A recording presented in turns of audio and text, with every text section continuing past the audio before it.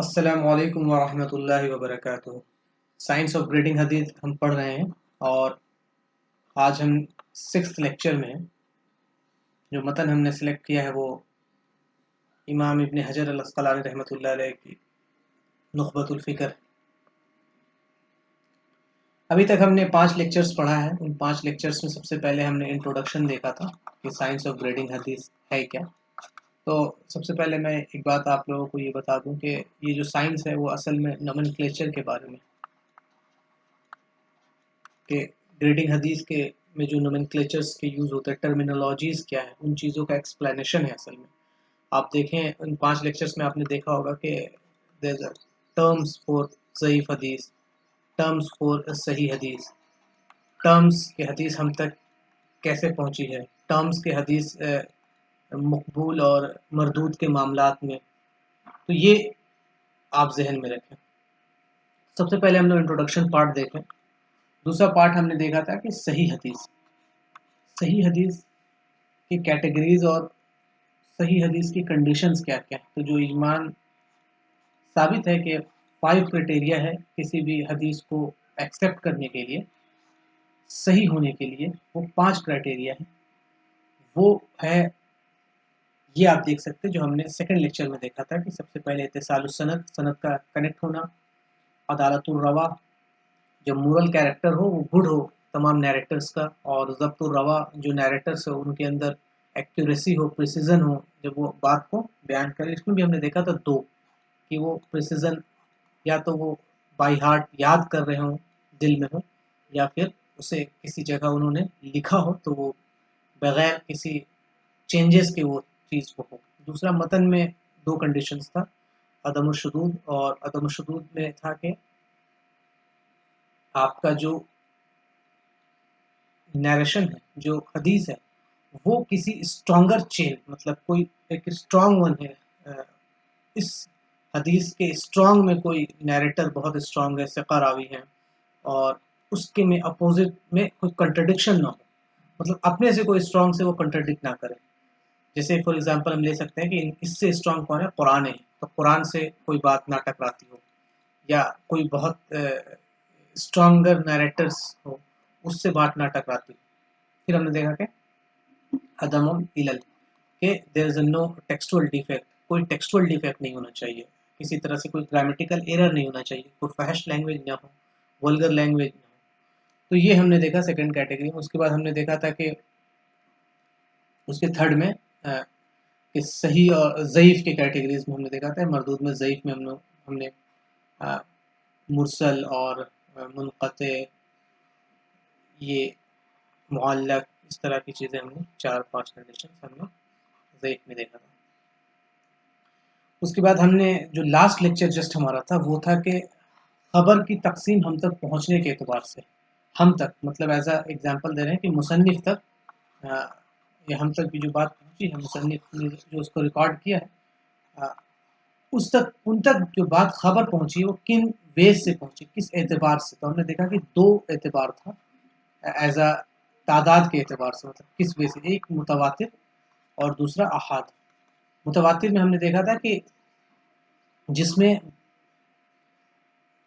रिवायत करे तमाम तबकों में, मतलब एक कसीर तादाद हो। 4 कंडीशंस मुतवातिर के 4 शुरूत थे, उसमें हमने देखा कि कसीर तादाद हो रिवायत की, जो रावी है रिवायत कर रहे हैं उसमें एक बहुत ज़्यादा तादाद हो।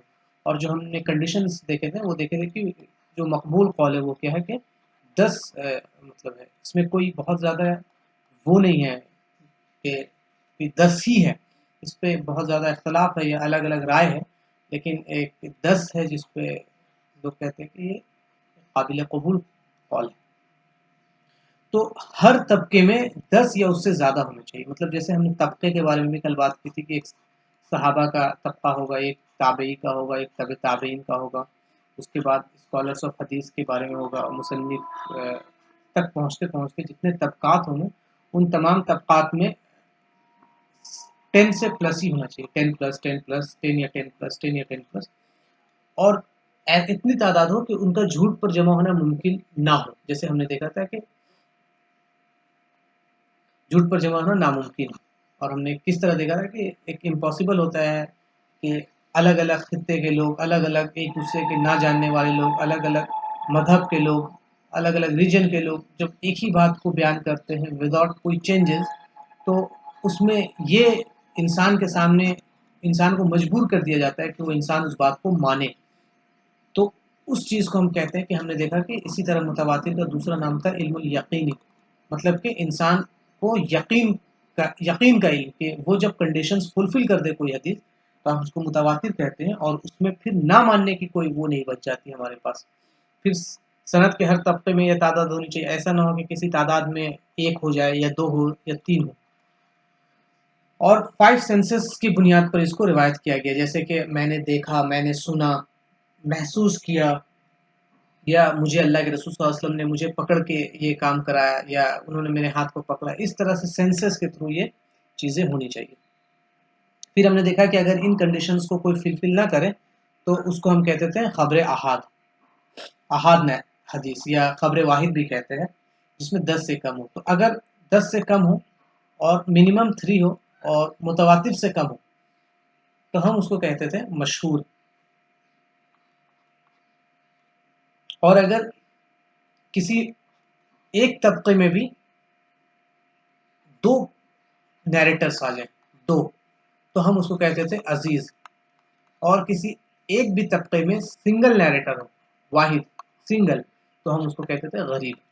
ये क्लासिफिकेशन अहाद नरेशन का था। तो आप ये देख सकते हैं चार्ट, जिसमें हमने देखा कि खबर पहुंचने के एतबार से कौन कौन मुतवातिर और अहाद है। और अहाद की 3 कैटेगरी में डिवाइड है कि 3 से लेकर 10 एग्जाम्पल हमने माना है, ऐसे मुतवातिर के तक पहुंच नहीं सकते, तो ये मशहूर है। और अगर 2 है किसी भी एक तबके में तो हम उसको अजीज कहेंगे, और अगर एक है सिंगल तो हम उसको गरीब कहेंगे। अब ये जो गरीब है वो 2 में डिवाइड होता है, अल फर्द अल मुतलक और अल निस्बी। इसका मतलब है कि अल फर्द, गरीब अल फर्द का मामला ये रहा कि जो तबका है उसमें असल सनद हमने बताया था कि जहाँ से जनरेट होते हैं, तो नबी सल्लल्लाहु अलैहि वसल्लम और उसके बाद सहाबा। तो अगर सिंगल सहाबा हो, सिंगल, यहीं पे सिंगल हो जाए, और इसके बाद आगे चल के 10 हो या 20 हो या 50 हो, लेकिन जो ओरिजिनेशन पॉइंट पे ही 10 हो, एक सिंगल बात हो, तो हम वैसे कहते थे अल-फर्द। और अन-निस्बी का मामला रहा कि कहीं पे आगे चल के हो सकता है कि सहाबा 5 हो या 10 हो या 20 हो, लेकिन आगे कहीं चल के कि ताबई, तबे ताबई, या उसके बाद स्कॉलर्स ऑफ हदीस जो हैं, उनमें सिंगल आ जाए एक, तो उसको कहेंगे गरीबन निस्बी। फिर हमने देखा कि मुतवातिर अगर होगा तो कि 110% ये क्या है, सही है और कबूल है, ये इल्मुल यकीनी है, इसमें ज़र्रा बराबर भी शक की कोई मतलब आप कह सकते हैं कि कोई जगह बाकी नहीं रह जाती। इसलिए मुतवातिर को हम कहते हैं इल्मुल यकीनी, कि ये यकीन के लेवल पे पहुंच जाते हैं बगैर तहकीक किए। ये बस ये 4 शुरूत को पूरा करे तो हम देखते हैं कि मुतवातिर पहुंच जाते हैं। लेकिन अहाद के साथ ऐसा नहीं है। अहाद का मामला है कि अहाद की 2 कैटेगरीज हो जाएंगी। फिर ये खबर अहाद, इसके 2 कैटेगरीज हो जाएंगे, एक मकबूल और मरदूद। मकबूल का मतलब कि अगर ये अहाद हदीस वो 5 कंडीशन जो हमने अभी शुरू में देखा था या सेकंड लेक्चर में जो हमने पढ़ा है, 5 कंडीशंस, कि उस 5 कंडीशंस ऑफ सही हदीस को फुलफिल कर दे और सही और या हसन के कैटेगरी में आ जाए, तो हम उस अहाद हदीस को कहेंगे कि ये मकबूल है। लेकिन अगर वो उसको फुलफिल ना करे और मरदूद के कैटेगरी में चला जाए तो ज़ईफ़ या मौदू। और फिर हम फर्दर ज़ईफ़ में भी देखे थे कि अगर उसको कोई सपोर्टिव एविडेंस ना मिले, वो उसको हमने डीप में बहुत अच्छे से डिस्कस किया है, लेक्चर 3 आप जाके अच्छे से देख सकते हैं। तो वैसे कैटेगरी में मरदूद। फिर हमने देखा कि मुतवातिर के 3 किस्में, मतलब 3 टाइप्स हैं। एक ऐसे 2 है लेकिन कई लोगों ने इसको 3 में भी एक्सप्लेन किया है कि मुतवातिर लफ्ज़ियुन, मतलब जो बात तवातुर के साथ आए वो बगैर लफ्ज़ के चेंजेस क्या है, मतलब जैसा लफ्ज़ अल्लाह के रसूल ने बयान किया था वही लफ्ज़ और वही माने। फिर हमने देखा मुतवातिर मानवियुन, मतलब कि लफ्ज़ चेंज हो सकता है लेकिन उसका जो माने है वो वही बरकरार है। उस पे हमने देखा था कि एक्सप्लेनेशन ऑफ प्रोफेदैन का मामला है, या फिर आप कह सकते हैं कि जुराब पे, मोज़े पे मसह का मामला है। और फिर लफ्ज़ अमलियुन, अमलियुन में हमने देखा था किस तरह के कुरान अमल अमल दर अमल, अमल दर अमल हम तक पहुँचा है। दूसरी बात जैसे लोकेशन ऑफ काबा है, ये अमलियन हमें पता है कि हमारे बड़े मतलब सलफ हज करे, उसके बाद के लोग करे, उसके बाद के लोग करे, उसके बाद के लोग करे, तो ये हम तक मुतवातिर पहुँचा। इसमें किसी को शक नहीं हो सकता है कि काबा मक्का में नहीं है या कोई और जगह है, उसको इनकार कर दें। हम कहेंगे फिर वो तो इस्लाम या फिर हिस्टोरिकल फैक्ट्स को ही नहीं जानता है। तो ये इस लेवल का यकीन है। तो इस पे इससे पहले हमने बात किया था कल आखिर में कि जो इख्तिलाफ का मामला था, देखिए इख्तिलाफ का जो मामला इसमें है, आप इस बात को समझें कि इस पे इख्तिलाफ इस बात पे है कि जो जमहूर है, जमहूर कहते हैं मेजॉरिटी, मतलब जितने भी फुक़हा होंगे उनमें जो मेजॉरिटी जो होंगे वो, तो जमहूर और अहनाफ का मामला है कि जमहूर कहते हैं कि अहाद हदीस में ये तीनों कैटेगरीज आते हैं, मशहूर, अजीज़ और गरीब। लेकिन अहनाफ कहते हैं कि नहीं, अहाद में ये अजीज़ और गरीब है, ये कंडीशन वो बनाते हैं, और ये मुतवातिर एक होता है और उनके नज़दीक ये मशहूर होता है। तो ये इसकी वजह से ज़्यादा चेंजेस आते हैं। मुस्तलाह अल हदीस में आपको बहुत ज़्यादा इसके चेंजेस पता नहीं चलेंगे, क्यों? क्योंकि हम यहाँ पे टर्मिनोलॉजीज़ पढ़ रहे हैं, हम यहाँ पे क्या पढ़ रहे हैं? हम यहाँ पे आप ये कह सकते हैं हम नोमेनक्लेचर पढ़ रहे हैं, तो यहाँ बहुत ज़्यादा अहकाम और इन चीज़ों के मसाइल नहीं हैं। तो हम बस देख रहे हैं कि कौन किस कैटेगरी में है और किस वजह से किस कैटेगरी में गया है, उसका डेफिनेशन क्या है, ये तमाम चीज़ देख रहे हैं। लेकिन फ़िक़्ह के मामले में ज़मीन और आसमान बदल जाता है। आप ऐसा समझिए, हुक्म बदल जाता है इस लिहाज से। तो जो उसूलुल फ़िक़्ह आप पढ़ेंगे, तो इसमें डीप वो डिस्कशन करते हैं कि जमहूर और अहनाफ के बीच में इख्तिलाफ़ कहाँ है, और उसकी बुनियाद असल यही है, आप ये समझ लीजिए कि ये वो बुनियाद है, एक उसूल है। तो इसमें ऐसा ज़रूरी नहीं है कि आप ये कह दें कोई कि भाई नहीं जमहूर सही है और अहनाफ गलत है, बिल्कुल ये सही बात नहीं हो सकता है, किसी मसले में जमहूर की राय सही है और किसी मसले में अहनाफ की राय सही है। तो उसूल पे बात है और उसूल दोनों का सही है, लेकिन वो जो मसला इस्तेंबात किया जाता है उसमें इख्तिलाफ आ जाते हैं। तो आप समझ लीजिए कि ये उसूल दोनों का सही है। तो ज़रूरी नहीं है कि हर मसले में जमहूर सही और हर मसले में अहनाफ सही। तो ये उसूलुल फ़िक़्ह का मामला है। उसूलुल फ़िक़्ह में चीज़ें बहुत ज़्यादा बदल जाती हैं, लेकिन यहाँ पर बहुत ज़्यादा चीज़ें हमारे सामने नहीं बदल रही हैं, ये आप समझिए। फिर इसके बाद हम कहते हैं कि हमने मुतवातिर और आखिर में कल कल के लेक्चर के आखिर में हमने देखा था कि मुतवातिर और अहाद के बीच में आप समझिए कि अक़ीदे के मामले में एक बहस आती है। अक़ीदे के मामले में ये कहा जाता है कि भाई मुतवातिर से जो साबित है वो अक़ीदे में हम लेंगे, और जो अहाद से है, अहाद हदीस से जो है, जैसे मशहूर, अज़ीज़ और गरीब के मामले में, तो हम उसको नहीं लेंगे किसमें, अक़ीदे में। तो हम धीरे-धीरे जब आगे भी चलेंगे तो हमको धीरे-धीरे भी चीज़ें पता चलती जाएगी कि क्या इसका वो माने हैं। लेकिन आपको एक बात बता दें कि इस पे इमाम इब्न क़य्यिम रहमतुल्लाह अलैह का ये जो कौल है कि इस तरह की जो डिफ़रेंशिएशन किए गए हैं कि भाई हम मुतवातिर को अक़ीदे में लेंगे और आहाद को नहीं लेंगे, तो उन्होंने कहा कि ये डिफ़रेंशिएशन फ़ॉल्स है, सही नहीं है। ये इजमान उम्मत का इजमा है। और नासिरुद्दीन अलबानी फरमाते हैं कि इस तरह के जो डिफ़रेंशिएशन है मैटर्स ऑफ अक़ीदा और लॉज़ में, कि हम नहीं लेंगे अहाद हदीस को, उसके एक्सेप्टेंस को, ये जो फ़िलॉसफ़ी है ये इस्लाम में एलियन है, मतलब ये कोई नया कॉन्सेप्ट है। मैं एक सिंपल दलील दूँगा और इंशाअल्लाह फिर आगे हम इसको डिस्कस जब करते जाएँगे तो चीज़ें आती जाएँगी। वो ये है कि आप समझ लीजिए कि 90 से लेके 95, मतलब ये डिपेंड करता है, ये सब्जेक्टिव टर्म है। ये जितनी अहादीस हम तक हैं वो सब अहाद सोर्स हैं, मतलब अहाद सोर्स है, मुतवातिर के जो है वो अहाद के कंपैरिज़न में वो बहुत कम तादाद में है। और जैसे कब्र अज़ाब का मामला हो गया, पुलसिरात का मामला हो गया, अल्लाह के अस्मा सिफ़ात का मामला हो गया, तमाम जितने भी अक़ाइद के मामलात हैं, वो सब ख़बर अहाद से साबित है। और जब अल्लाह के रसूल सल्लल्लाहु अलैहि वसल्लम मुआज़ बिन जबल और हज़रत अली रज़ियल्लाहु अन्हु इन तमाम लोगों को यमन भेज रहे थे, यमन एक एग्ज़ाम्पल है, बहुत फ़ेमस एग्ज़ाम्पल है, जिससे लोग ख़बर अहाद को जो कबूल करते हैं, जो असल में अहले सुन्नत वल जमात का मसलक भी है, वो ये कहते हैं इमाम आज़म सरवर कायनात नबी अकरम सल्लल्लाहु अलैहि वसल्लम जब मुआज़ बिन जबल और हज़रत अली रज़ियल्लाहु अन्हु को भेज रहे थे यमन, तो सिंगल भेजा था, मतलब सिंगल सोर्स, और कहा कि मुआज़ जाओ यमन में इस्लाम को, लोगों को सामने इस्लाम की दावत देना, इस्लाम सिखाना, अक़ीदा सिखाना, अक़ीदा समझो ला इलाहा इल्लल्लाह। और सेकंड नंबर पे फिर उनसे नमाज़ कायम करने को कहना, तो सेकंड इबादत का मामला हो गया। तो मतलब ये अक़ीदा का मामला हो गया और दूसरे नंबर पे क्या गया, लॉज़ का मामला हो गया। तो आप देखिए कि एक सिंगल है, हम देख रहे थे कि अहाद में क्या था, गरीब किसको कह रहे थे कि सहाबी जो हो उस जगह पे एक सिंगल आदमी। तो यहाँ देखिए अल्लाह के रसूल एक सिंगल सहाबी को भेज रहे हैं यमन, क्या सिखाने? अकीदा सिखाने के लिए। तो अगर नहीं लेते तो ये एक चीज़ आप समझ गए होंगे कि हम इसमें डिफरेंशिएट नहीं करते हैं, अहले सुन्नत वल जमात का ये मसलक नहीं है कि वो चीज़ों में मतलब डिफरेंशिएट करें। हाँ, वो कब कबूल होगा? जब ये 5 कंडीशन ऑफ सही मकबूल की कैटेगरी में जब कोई हदीस आ जाए, तो फिर हम यहाँ पे इससे अकीदे में भी लेंगे और इससे लॉज़ में भी लेंगे। तो ये अहले सुन्नत वल जमात का मसलक है। लेकिन कई फ़िरके जैसे एग्ज़ाम्पल जैसे मुताज़िला का था, जिन्होंने सबसे पहले इस तरह की बातें शुरू की थी। खैर हम आज अपने दर्स में आगे बढ़ते हैं और हम ये देखते हैं कि इस्लाम का जो नज़रिया इल्म क्या है? इस्लाम की नज़र में इल्म का क्या मामला है? इल्म को किस तरह इस्लाम देखता है? या इस्लाम हम इल्म किस चीज़ को कह सकते हैं? तो उस पे हम आज बात करेंगे और फिर इसके इल्म के कैटेगरीज़ हम देखेंगे कि हुसूल इल्म के कितने कैटेगरीज़ हो सकते हैं इल्म सीखने के एतबार से। इस चीज़ पर हम जब गौर करेंगे तो हम देखेंगे कि उस पे हम इंशाअल्लाह आगे देखेंगे। तो अब हम आगे देखते हैं कि किस चीज़ को हम इल्म कह सकते हैं। इल्म का मतलब अगर देखें तो मार्फत हासिल करना। अगर बहुत बेसिक डेफिनेशन हम देखें कि अल्लाह रब्बुल इज़्ज़त की मार्फत हासिल करना, फ़हम हासिल करना किसी चीज़ का, ये समझ लें। तो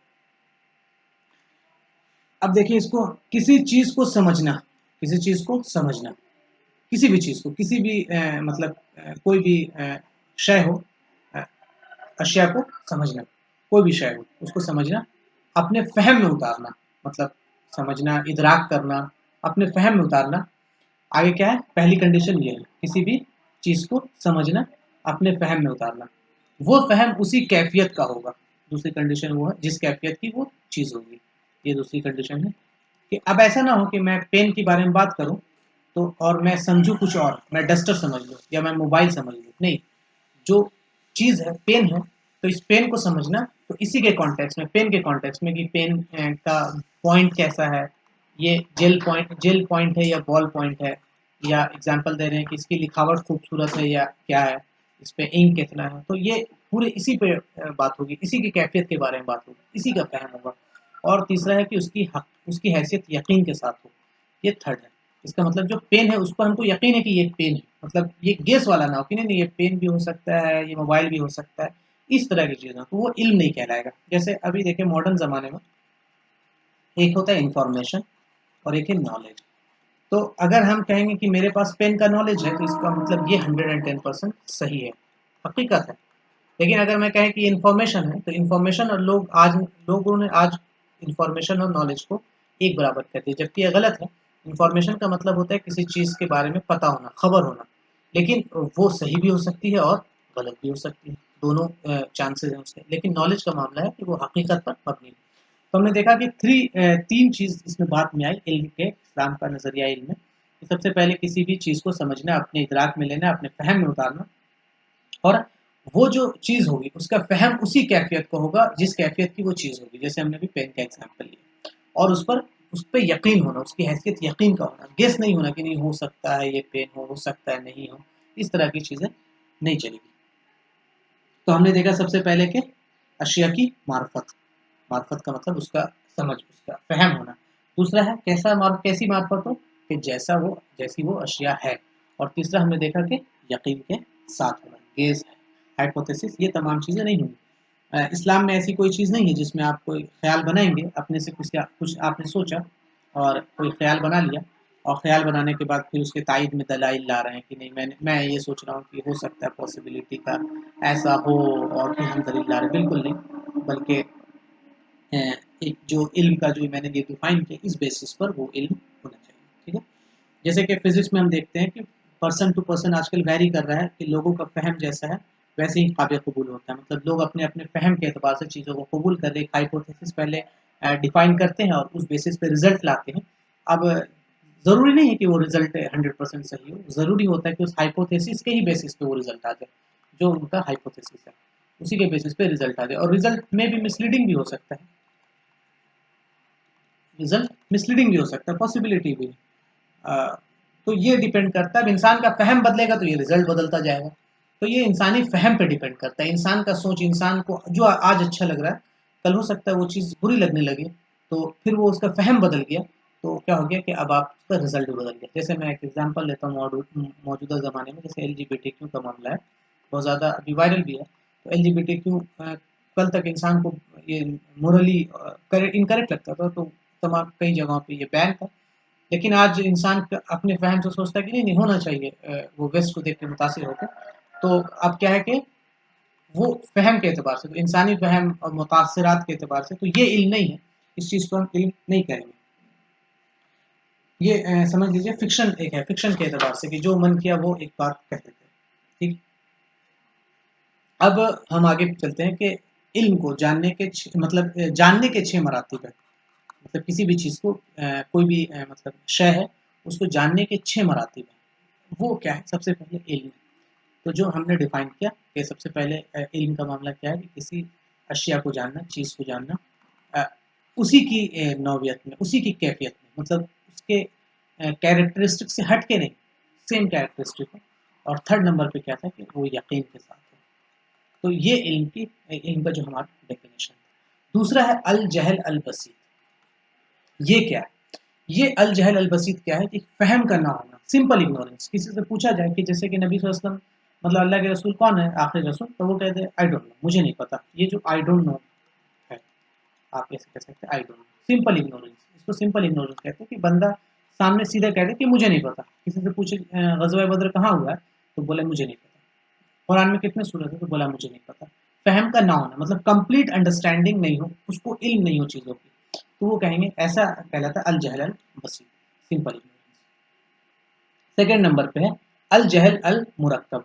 अब अल जहल अल मुरक्कब क्या है कि चीज़ तो उसको पता नहीं है, ये चीज़ का इदराक मतलब जो समझ है, जो मुखालिफ हो उसके कि हकीकत हो, उसके जैसे कि हकीकत हो। मतलब हकीकत जैसे है कि हम देख रहे हैं कि अल्लाह के रसूल सल्लल्लाहु अलैहि वसल्लम, आखिरी रसूल कौन है? मोहम्मद सल्लल्लाहु अलैहि वसल्लम। अब उससे पूछा जाए कि आखिरी रसूल कौन है, तो वो कह दे कि ईसा अलैहिस्सलाम। अब आप देखिए कि कंप्लीट हकीकत के जस्ट उल्टा है। या फिर उससे पूछा जाए ग़ज़वा बद्र कहाँ हुआ था, तो वो बोलते मक्का में, ठीक है। जैसे सही बुखारी के मुसन्निफ कौन है, तो वो कहते मुस्लिम, इमाम मुस्लिम।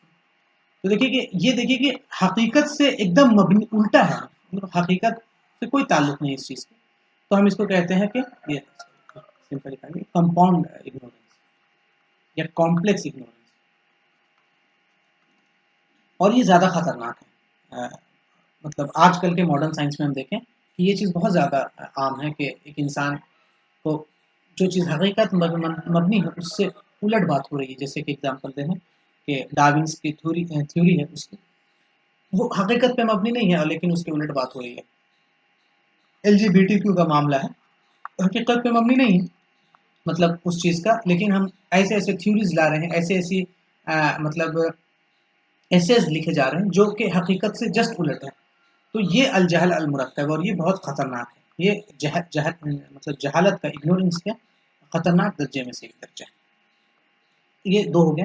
अब हम आते हैं एक एग्जांपल जन की तरफ। जन कहते हैं कि आप समझ लीजिए कि किसी चीज़ का इदराक, इदराक का मतलब आप इसको फहम में ले सकते हैं, फहम समझ ले सकते हैं। तो किसी चीज़ का इदराक या समझ या फहम इस एहतिमाल के साथ कि उसका जिद मौजूद है। अब इससे क्या मतलब है कि आप किसी चीज़ को समझ रहे हैं, किसी चीज़ का आपने इदराक लिया, लेकिन पॉसिबिलिटी है, पॉसिबिलिटी है, ऐसा नहीं है कि पॉसिबिलिटी नहीं, पॉसिबिलिटी है कि उसका जिद मौजूद हो, अपोजिट मौजूद हो।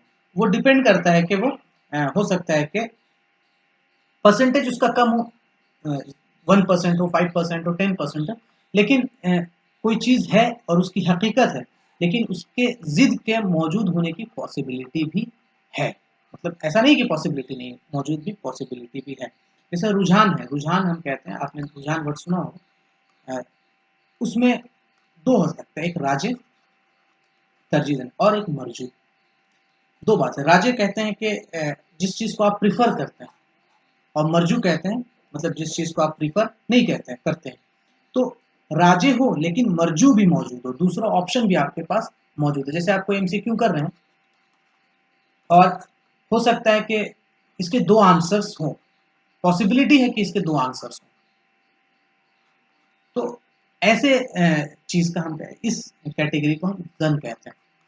जन मतलब कि there's a possibility कि कोई दूसरी चीज़ इसके मुखालिफ की, इसकी जिद कोई चीज़ मौजूद हो, पॉसिबिलिटी इस चीज़ की मौजूद हो, तो ये आप याद रखें कि पॉसिबिलिटी।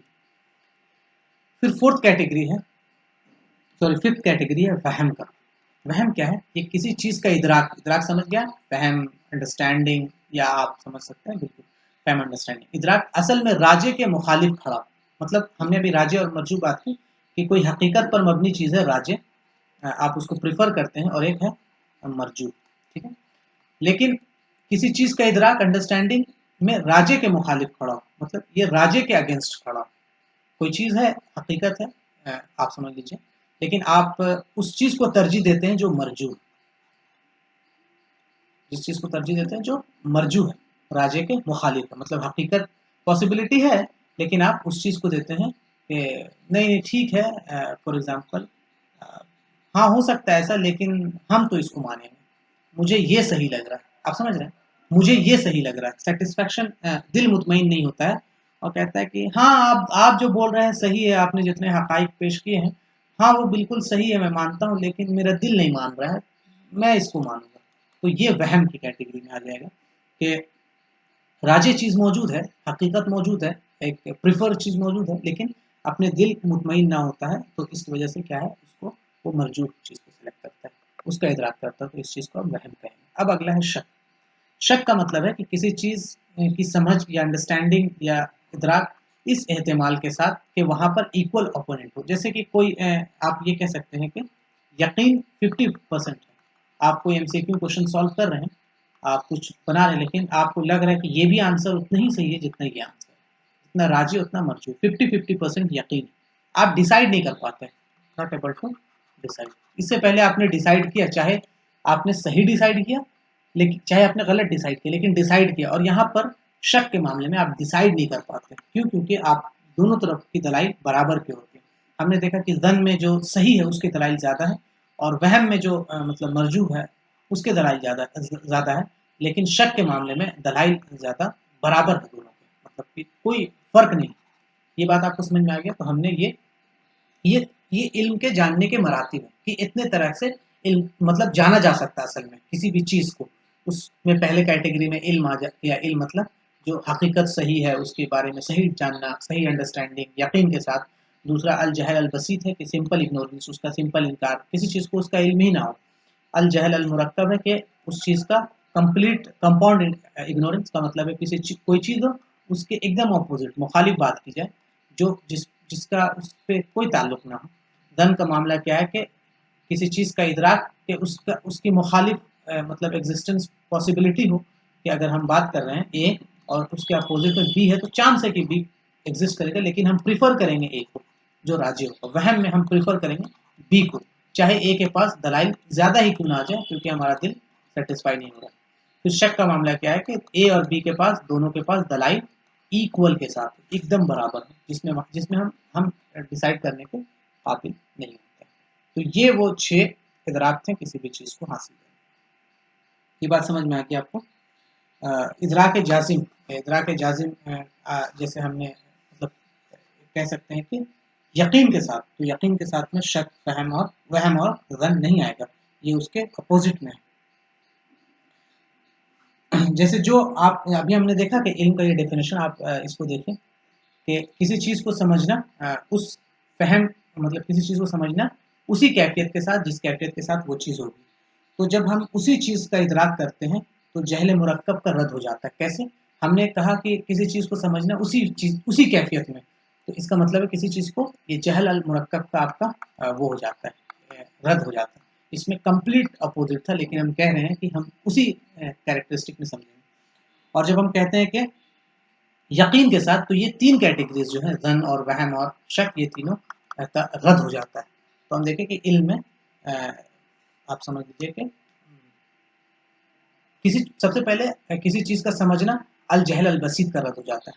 इसमें तो आप समझ ही नहीं रहे हैं, आप जान ही नहीं रहे हैं कि अच्छा क्या बात हो रही है। आपको तो आप एकदम लाइल्म हैं। जैसे ग़ज़वा बद्र कहाँ हुआ, तो आपने कहा कि आई डोंट नो।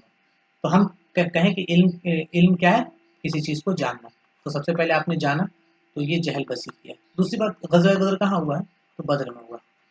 तो मतलब हम उसी की कैरेक्टरिस्टिक के बारे में बात कर रहे हैं। किसी ने कहा मक्का, तो ये अल जहल अल मुरक्कब का वो हो गया, क्या कहते हैं उसको, रद्द हो गया। और यकीन के साथ कैसे, यकीन के साथ हम कह सकते हैं हमारे पास उसका पुख्ता दलील मौजूद है। तो ये जो 3 कैटेगरीज थे, एग्जाम्पल आप कह सकते हैं कि जिसमें कन्फ्यूजन्स है, जिसमें पॉसिबिलिटीज हैं दूसरों का भी होना, तो ये रद्द करते हैं। ये इसमें इल्म में तीन वर्ड्स आए थे, चीज़ को जानना और उसी के कैरेक्टरिस्टिक में और यकीन के साथ। तो ये बाकी अल जहल अल बसीत, अल जहल अल मुरक्कब, दन, वहम और शक, इसका ये रद्द करते हैं। इल्म को समझने के बाद आपका चीज़ों को देखने का नज़रिया बदल जाता है, मतलब आपका मयार ही बदल जाता है। आप जिस लिहाज से पहले सोचते थे, अब उस लिहाज से नहीं सोचते। जैसे हमने अभी इससे पहले बात की थी कि ज़ईफ़ हदीस के बारे में हम क्या सोचते थे कि ज़ईफ़ हदीस आया और रिजेक्ट, और सही हदीस के बारे में क्या सोचते थे कि सही हदीस बस सही हदीस होता है, सही और ज़ईफ़ ही होता है दुनिया में। लेकिन हमने जब हमारा इल्म का दायरा बढ़ा और हम इल्म को समझना शुरू किए, तो हम देखते हैं कि नहीं, सही में भी कैटेगरीज़ हैं बहुत ज़्यादा, और ज़ईफ़ में भी बहुत कैटेगरी है। और ज़ईफ़ का मतलब ये नहीं होता कि कंप्लीट रिजेक्शन, बल्कि हमने देखा कि कई लेवल्स ऑफ ज़ईफ़ है। पहला लेवल है, दूसरा लेवल है, तीसरा लेवल है। जिसमें हमने देखा कि अगर एक कोई सपोर्टिव एविडेंस मौजूद हो, तो वो मकबूल की कैटेगरीज में आता है।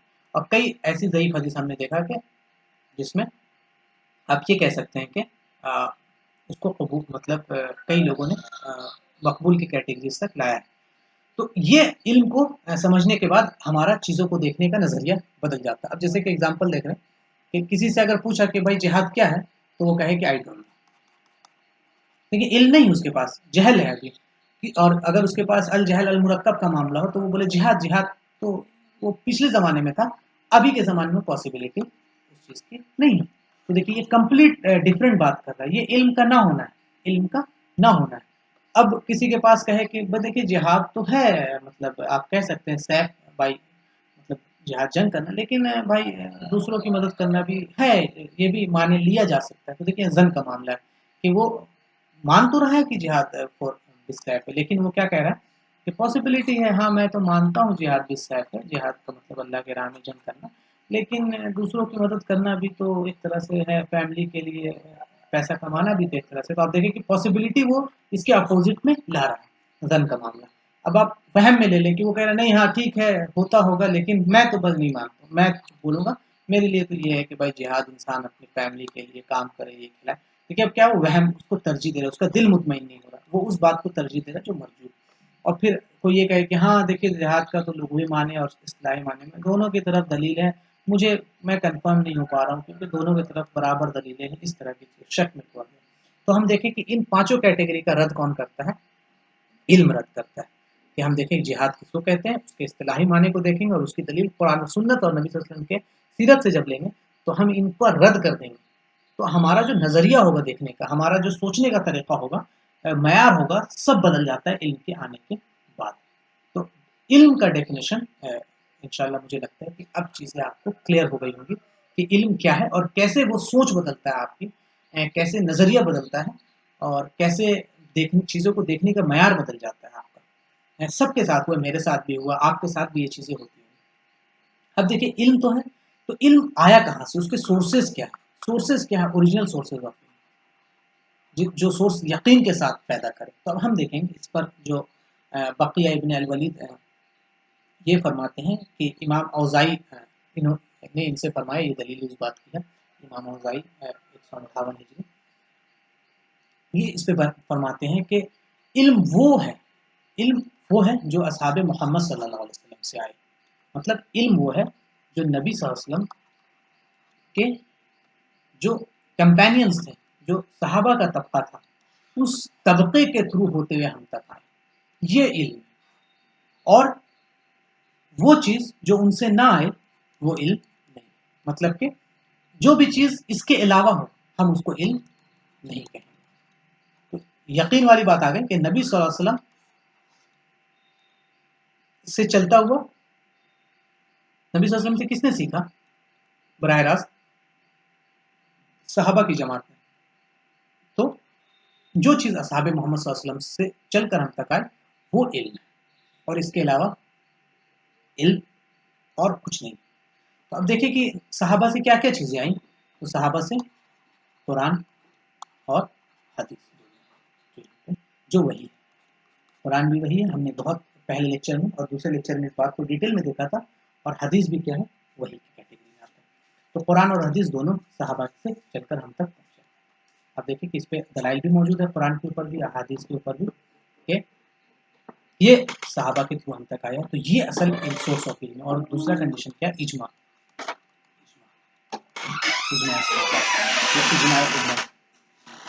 इजमा कहते हैं कि किसी भी एक दौर में, एक जनरेशन में तमाम मुज्तहिदीन का किसी बात पर जमा हो जाना। नबी सल्लल्लाहु अलैहि वसल्लम की हदीस भी है कि मेरी उम्मत किसी भी मेरी उम्मत कभी भी गलत पे जमा नहीं हो सकती एक दौर पे। तो इजमा है, और इसकी दलील कुरान से मिलती है, चैप्टर नंबर 5 वर्स नंबर 115 में। उसके बाद इजमा एक हुज्जत है, मेरी उम्मत जमा नहीं होगी गुमराही पर, ये एक दलील है। और जिसने इजमा की मुखालफत की उसने कुफ्र किया। ये मतलब उम्मत का, अहले सुन्नत वल जमात का अकीदा है। तो सोर्सेज ऑफ नॉलेज क्या क्या हमारे पास आगे, एक कुरान और हदीस आगे, और इजमा आगे। ये दो सोर्सेज ऑफ हमारे पास नॉलेज है। तो ये सोर्सेज ऑफ नॉलेज हम तक है। ये बात क्लियर हो गई यहाँ तक। अब इसमें हमने देखा था कि कुरान कैसे और हदीस में, अब इसी एक तो ये है मुतवातिर सोर्स से कुरान आ रहा, और ये हदीस है। इसमें कैटेगराइजेशन है जो हमने अभी तक हम पढ़ते आ रहे हैं, और इंशाल्लाह आगे भी जब देखेंगे तो हम इसके कैटेगराइजेशन को, इसी चीज़ को समझ रहे हैं, इसकी टर्मिनोलॉजीज को समझ रहे हैं। ये बात समझ में आ गई सोर्सेज ऑफ नॉलेज के बारे में। ये वो है कि इल्म क्या है, जो अन अस्हाबे मोहम्मद सल्लल्लाहु अलैहि वसल्लम, कि जो अस्हाबे मोहम्मद सल्लल्लाहु अलैहि वसल्लम से आए, और जो उसके अलावा चीज़ों वो फलैसा बिइल्म, वो इल्म नहीं है। ठीक है। मीन्स ऑफ नॉलेज मतलब कि इल्म की तकसीम इस एतबार के कि आप किस तरीके से उस तक पहुँचते हैं। समझ आ गई कि इल्म तो है, इल्म तो है, लेकिन हम उस तक कैसे पहुँचते हैं, क्या मीन्स होंगे, रास्ते क्या क्या होंगे। इस बेसिस पे जो डिवाइड किया गया है, या कैटेगराइजेशन है जो मीन्स ऑफ नॉलेज का, उस पर हम आते हैं। तो दो कैटेगराइजेशन, एक है इल्म जो है वो ज़रूरी, ज़रूरी या अन नज़री। ज़रूरी को ही हम कहते हैं यकीनी, इल्म ज़रूरी या अन नज़री। ठीक है। ये क्या है, हम इंशाल्लाह इस पर देखते हैं, बात करते हैं। ज़रूरी क्या है, ये वो इल्म है कि जो एक इंसान को मजबूर करता है कि उसके लिए इनकार की कोई मतलब रास्ता ना बच जाए, कोई गुंजाइश ना बाकी रहे। ये वो इल्म है। इस इल्म को हम कहते हैं इल्म ज़रूरी। जैसे कि मैं कोई एग्जांपल दूँ, मैं ये कहूँ कि मैं कुछ कोई एग्जांपल लेता हूँ, जैसे कि आप ये कह सकते हैं कि नबी आखिरी प्रॉफिट कौन है, तो आप कहेंगे कि मोहम्मद, जनाब मोहम्मद सल्लल्लाहु अलैहि वसल्लम। तो ये इसमें ये वो यकीन के साथ है। इस पे आप कह सकते हैं कि कोई इनकार करने की कोई आपके पास गुंजाइश नहीं बाकी है, कोई रास्ता नहीं बाकी जिसका आप इनकार कर सकते हैं, और इंसान को ये चीज़ मजबूर कर देती है मानने में, जैसे कुरान अल्लाह की किताब में। इस तरह की जो चीज़ें, रास्ता। अब अब बाकी देखिए, अब ये वो ज़रूरी इल्म है, मतलब इसका इनकार करना पॉसिबल नहीं है, ये कोई गुंजाइश बाकी है नहीं, तो इसको कहेंगे इल्म ज़रूरी। अब इल्म नज़री क्या है, नज़री के ये वो इल्म है जिस तक पहुँचा जाए बहस और नज़र। नज़र का मतलब स्टडी, रिसर्च, आप कह सकते हैं रिसर्च करके, स्टडी करके, उसके पास ये की बुनियाद पर, मतलब कि कोई रास्ता जो होगा वो रिसर्च का होगा, बहस का होगा, मतलब आपने उसमें एफर्ट्स लगाए होंगे अपने, और इस रास्ते तक इसका जो रिजल्ट आएगा, इस तक आप जब पहुँचेंगे और वो इल्म जो आपको मिलेगा, तो आप उसको कहेंगे इल्म, ये इल्म नज़री, इल्म नज़री का मामला ये रहा। ये समझ में आया? तो जैसे मैं एग्जांपल देता हूँ कि आपसे अगर पूछा जाए, मैं कि आपके, समझ लीजिए कि आपके मोहल्ले के मस्जिद का जो इमाम है वो 1980s में कौन था, तो आप यकीन के साथ बोल सकते हैं कि फलाने शख्स थे? नहीं बोल सकते। तो आपके पास क्या रास्ता है, दो रास्ते। या तो आप अपने अब्बा से पूछें कि बताइए, या कोई बूढ़ा शख्स मौजूद हो, बुजुर्ग इंसान मौजूद हो जो उस ज़माने को देखा हो, उससे आप पूछें। वो ये पर्सन टू पर्सन चल रहा है, आप देखें कि इंसान से इंसान, समझ रहे हैं? तो ये बताए कि हाँ हाँ ये इमाम था, फलाना इमाम था। लेकिन देखिए ये अ, सही भी हो सकता है और गलत भी हो सकता है। मतलब आपने जो पूछा, हो सकता है कि वो इंसान ज़ईफ़ हो गया हो, उसकी एज इतनी ज़्यादा हो गई होगी कि वो उसको उसको याद ना हो कि कौन था। या हो सकता है कि वो इंसान 1980s में आपके शहर में मौजूद ही ना हो। वो आया हो कहीं से और उसको किसी ने बताया हो कि ये इमाम साहब थे पहले। ये एक है। दूसरा ये है कि हम इस इमाम से पूछें, जो मौजूदा इमाम है कि भाई आपसे पहले कौन था? तो वो बताएगा मेरे से पहले ये था। फिर हम उसके पास जाएँ और पूछें कि आपसे पहले कौन था? वो बोलेगा मेरे से बाद ये। फिर हम उससे पूछें कि आपसे पहले कौन था? बोलेगा मेरे से पहले ये था। फिर हम उससे पूछे आपसे पहले कौन था? वो बोलेगा मेरे से पहले ये जनाब थे। तो हमको मिल गया अच्छा ये इंसान है जो क्या है कि 1980s में मेरे मस्जिद का इमाम था। देखिए हमने क्या लगाया, एफर्ट लगाया, हमने क्या लगाया, वो रास्ता है जिस पे हमने रिसर्च किया, हमने लोगों से पूछा, ठीक है? तो हमने लोगों से पूछा, हमें दलील की ज़रूरत हो गई, हम एक दूसरे से दलील लेते गए। तो ये जो रास्ता है जिस पे हमने बहस किया, हमने बाज़ाब्ता स्टडी किया, रिसर्च किया, तो इस बेसिस पे हम जब रिजल्ट पे पहुँचे तो हम उसको कहते हैं इल्मुन नज़री। लेकिन अगर कोई चीज़ है जो 110% है, तो वो क्या है? इल्मुन ज़रूरी। ये बात समझ में आ गई?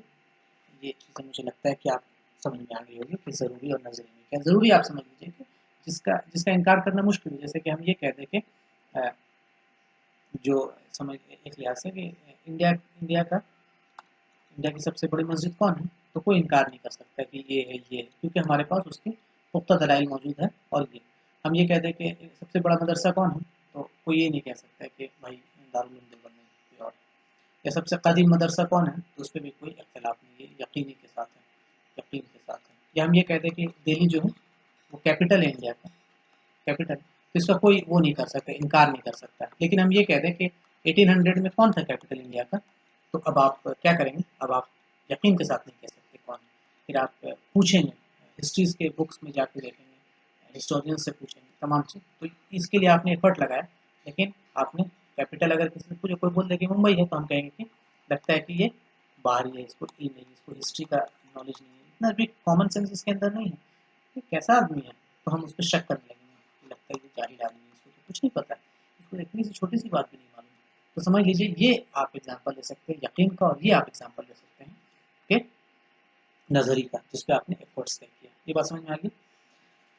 उसमें मजीद तहकीक की ज़रूरत नहीं है। किसमें? इल्म ज़रूरी में। इल्म ज़रूरी में मजीद तहकीक की ज़रूरत नहीं है आपको। इस जिस रास्ते से आ रहा है इसमें बहस वहस की ज़रूरत नहीं है, मोहताज नहीं होता बहस का। इसमें कोई बहस की ज़रूरत नहीं है कि इंडिया का कैपिटल दिल्ली, इस पे कोई बहस ज़रूरत नहीं, इस पे कोई तहकीक की ज़रूरत नहीं।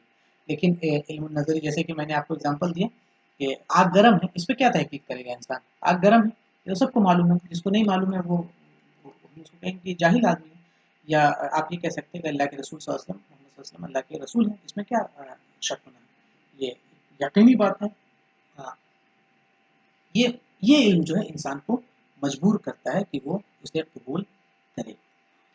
इल्म नज़री क्या है? कि जो मोहताज होता है स्टडी रिसर्च दलील का।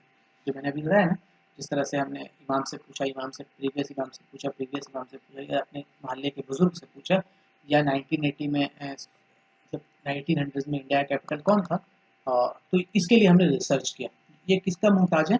ये स्टडी का मोहताज है। ये किसका मोहताज है? ये रिसर्च का मोहताज है। ये बात चीज़ें समझ में आ गई? वो इल्म जिस तक पहुँचा पहुँचा जाए बहस और नज़र की बुनियाद पर, बहस की बुनियाद पर, रिसर्च की बुनियाद पर, उसको हम कहते हैं इल्म नज़र। समझ में आ गई? जैसे कि हम अगर आपको ये बताएं, एक एग्जांपल ले लें दुनियावी एतबार से, कि एक गुलदस्ता है, अ, गुलदस्ता है, आप ये समझे, वो कहीं पे रखा हुआ था ताक पे, उससे नीचे आ जाए, वो एक गुलदस्ता है, वो नीचे आ जाए, आप वहाँ पे बैठे हैं, 4-5 लोग हैं, जो भी हैं, वो नीचे आ जाए, तो आप सब ने अपने आँखों से देखा कि ये क्या है? गुलदस्ता। तो इसमें किसी की ज़रूरत नहीं है कि भाई ये गुलदस्ता है या क्या? आप समझ गए? तो ये आप सीधा डायरेक्ट कह देंगे कि ये क्या है? ये अ, गुलदस्ता है। तो ये इल्मुल यकीन है। अब आपको नहीं मालूम है तो आपने सीढ़ी लगाया, सीढ़ी लगाने के बाद चढ़े, चढ़ के जाके देखें। तो देखिए आपको मीन्स की ज़रूरत पड़ती है कि एक आदमी जाए और सीढ़ी लगा के देखे कि क्या चीज़ है ऊपर। तो उस वो अब वो आदमी पे भी डिपेंड करेगा। वो आदमी अगर सच्चा होगा, आपको यकीन होगा उसकी बात पर, ये बात जो बोलेगा बिल्कुल सही बोलेगा, इसको चीज़ों की समझ है, तो तब आप जाके कहेंगे हाँ गुलदस्ता, तब आप यकीन के साथ मानेंगे कि गुलदस्ता है, और वो ऊपर से चढ़ के आपको दिखा दे कि हाँ देखो गुलदस्ता है। तो ये आदमी पे डिपेंड करता है, मतलब आपने रिसर्च किया और वो आदमी झूठा है तो आप उसकी बात को नहीं मानेंगे। तो ये बात समझ में आ गया। तो यकीन पुख्ता क्या है, यकीन कब होगा जबकि आप अपनी आंखों से उस चीज़ को देख रहे हैं। यकीन तब होता है जब इल्म आता है, इल्म आया आपको कि गुलदस्ता है, गिरा है, आपने देखा अपनी आंखों से उस चीज़ को, और उस चीज़ को क्या यकीन किया, और दूसरा क्या उसके उसी कैरेक्टरिस्टिक मिल गया, ये गुलदस्ता फूल रखने का काम आता है, तो यकीन आपको आता है। ये बात समझ में आ गई। यकीन असल में क्या है, पुख्ता एतकाद होता है, एक साबित शुदा वाक़े के मुताबिक जो यकीन आपके अंदर पैदा होता है। एक मतलब चीज़ हुई, जैसे आपने देखा गुलदस्ता का गिरना हुआ, उसके बिना पे आपके अंदर दिल में क्या यकीन आया, ये गुलदस्ता है, तो उस चीज़ का हम कहेंगे कि यकीन है। ये बात समझ में आ गई। यकीन वो है जो शक कबूल नहीं करता, मतलब इसमें आपको कोई शक नहीं रहा कि गुलदस्ता है कि नहीं, क्योंकि आपको दिखा आपकी आंखों के सामने कि भाई ये तो गुलदस्ता ही है, तो इसमें कोई शक की गुंजाइश नहीं है, तो इस चीज़ को कहेंगे कि यकीन है यहाँ पे।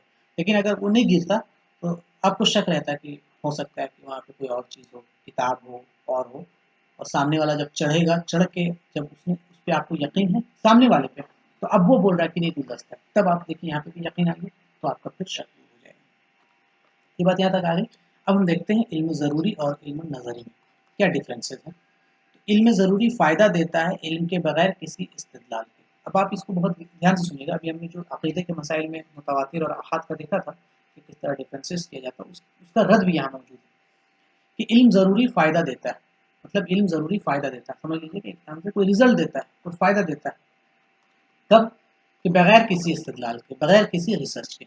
हमने देखा कि अगर मुतवातिर है तो हमें रिसर्च करने की कोई ज़रूरत नहीं है, इल्मुल यकीनी है तो हमें रिसर्च करने की कोई ज़रूरत नहीं है। इल्मुल नज़री भी फ़ायदा देता है, इल्मुल नज़री भी फ़ायदा देता है, ये भी रिजल्ट देता है, ये भी यकीन का रिजल्ट देता है, कब जब इस्तिदलाल किया जाए, जब रिसर्च किया जाए और रिसर्च में वो बात प्रूव हो जाए, तो हम कहते हैं कि हेंस प्रूव, तो ये भी हमें यकीन का रिजल्ट देना है। तो इसमें इस्तिदलाल, इसमें रिसर्च की ज़रूरत नहीं है।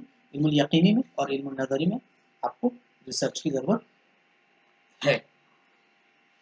अब आप दूसरी कंडीशन देखें, अगला रिजल्ट क्या है, ज़रूरी इल्म हर एक सुनने वालों को हासिल होता है। अब ज़रूर जैसे आग है, आग गर्म है, तो जो भी जानता है आग के बारे में वो बोलेगा कि आग गर्म है, तो वो कभी नहीं बोलेगा आग ठंडा है, तो हर सुनने वाले को उसको वो हासिल होता है। इसमें कोई रिसर्च और इसकी ज़रूरत नहीं है। जैसे कि दिन सूरज है, एग्जाम्पल कह रहे हैं कि सूरज निकला तो इसका मतलब दिन है, इसमें कोई रिसर्च की ज़रूरत नहीं है, ये सबको हासिल होगा। और इल्म नज़री क्या है कि हर एक को हासिल नहीं होता, सिर्फ उसको हासिल होता है जो जो हासिल करे, जो मतलब आप कह सकते हैं जो रिसर्च करे, जो हासिल करना चाहे, समझ में आ रहा है, जो स्टडी करे, उसको हम कहते हैं कि वो अ, है, उसको हासिल होता है। अब जैसे एग्जांपल दे रहे हैं कि मोहम्मद सल्लल्लाहु अलैहि वसल्लम अल्लाह के रसूल हैं, ये सबको मालूम है, ये समझ लीजिए हर सुनने वाले को हासिल है। लेकिन नियत वाजिब है नमाज में, ये सबको नहीं मालूम है। ये स्कॉलर्स ने बताते स्टडी किया है और दलील से दलाइल के बाद एक नतीजे पे पहुंचे हैं कि नियत जो है वो वाजिब है। तो ये सबके लिए नहीं था, वो इल्म नज़री, मतलब जो इस तक पहुंचा है, अब हम अपने इस पे यकीन करते हैं, तो इस बुनियाद पर हम इसको मान लें, हमारा रिजल्ट समझ में आ गया कि रिसर्च के बाद नियत के मामला में पहुंचेगा। तो अभी तक जो हम लोग ने डिस्कशन किया है, जो हासिल बहस है, वो क्या है कि जो खबर हम तक आती है वो सिद्क, उसमें सच्चाई भी है, और कज़ब, और उसमें झूठ भी है। मतलब कि ज़रूरी नहीं है जो भी खबर हम तक आए, जैसे कि एग्जांपल दे रहे हैं कि अल्लाह के रसूल सल्लल्लाहु अलैहि वसल्लम से खबर है,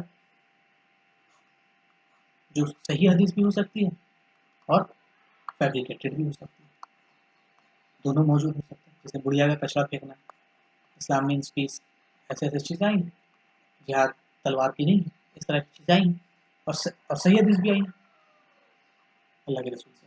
तो ये समझ में आएगा, खबर में दोनों मौजूद है।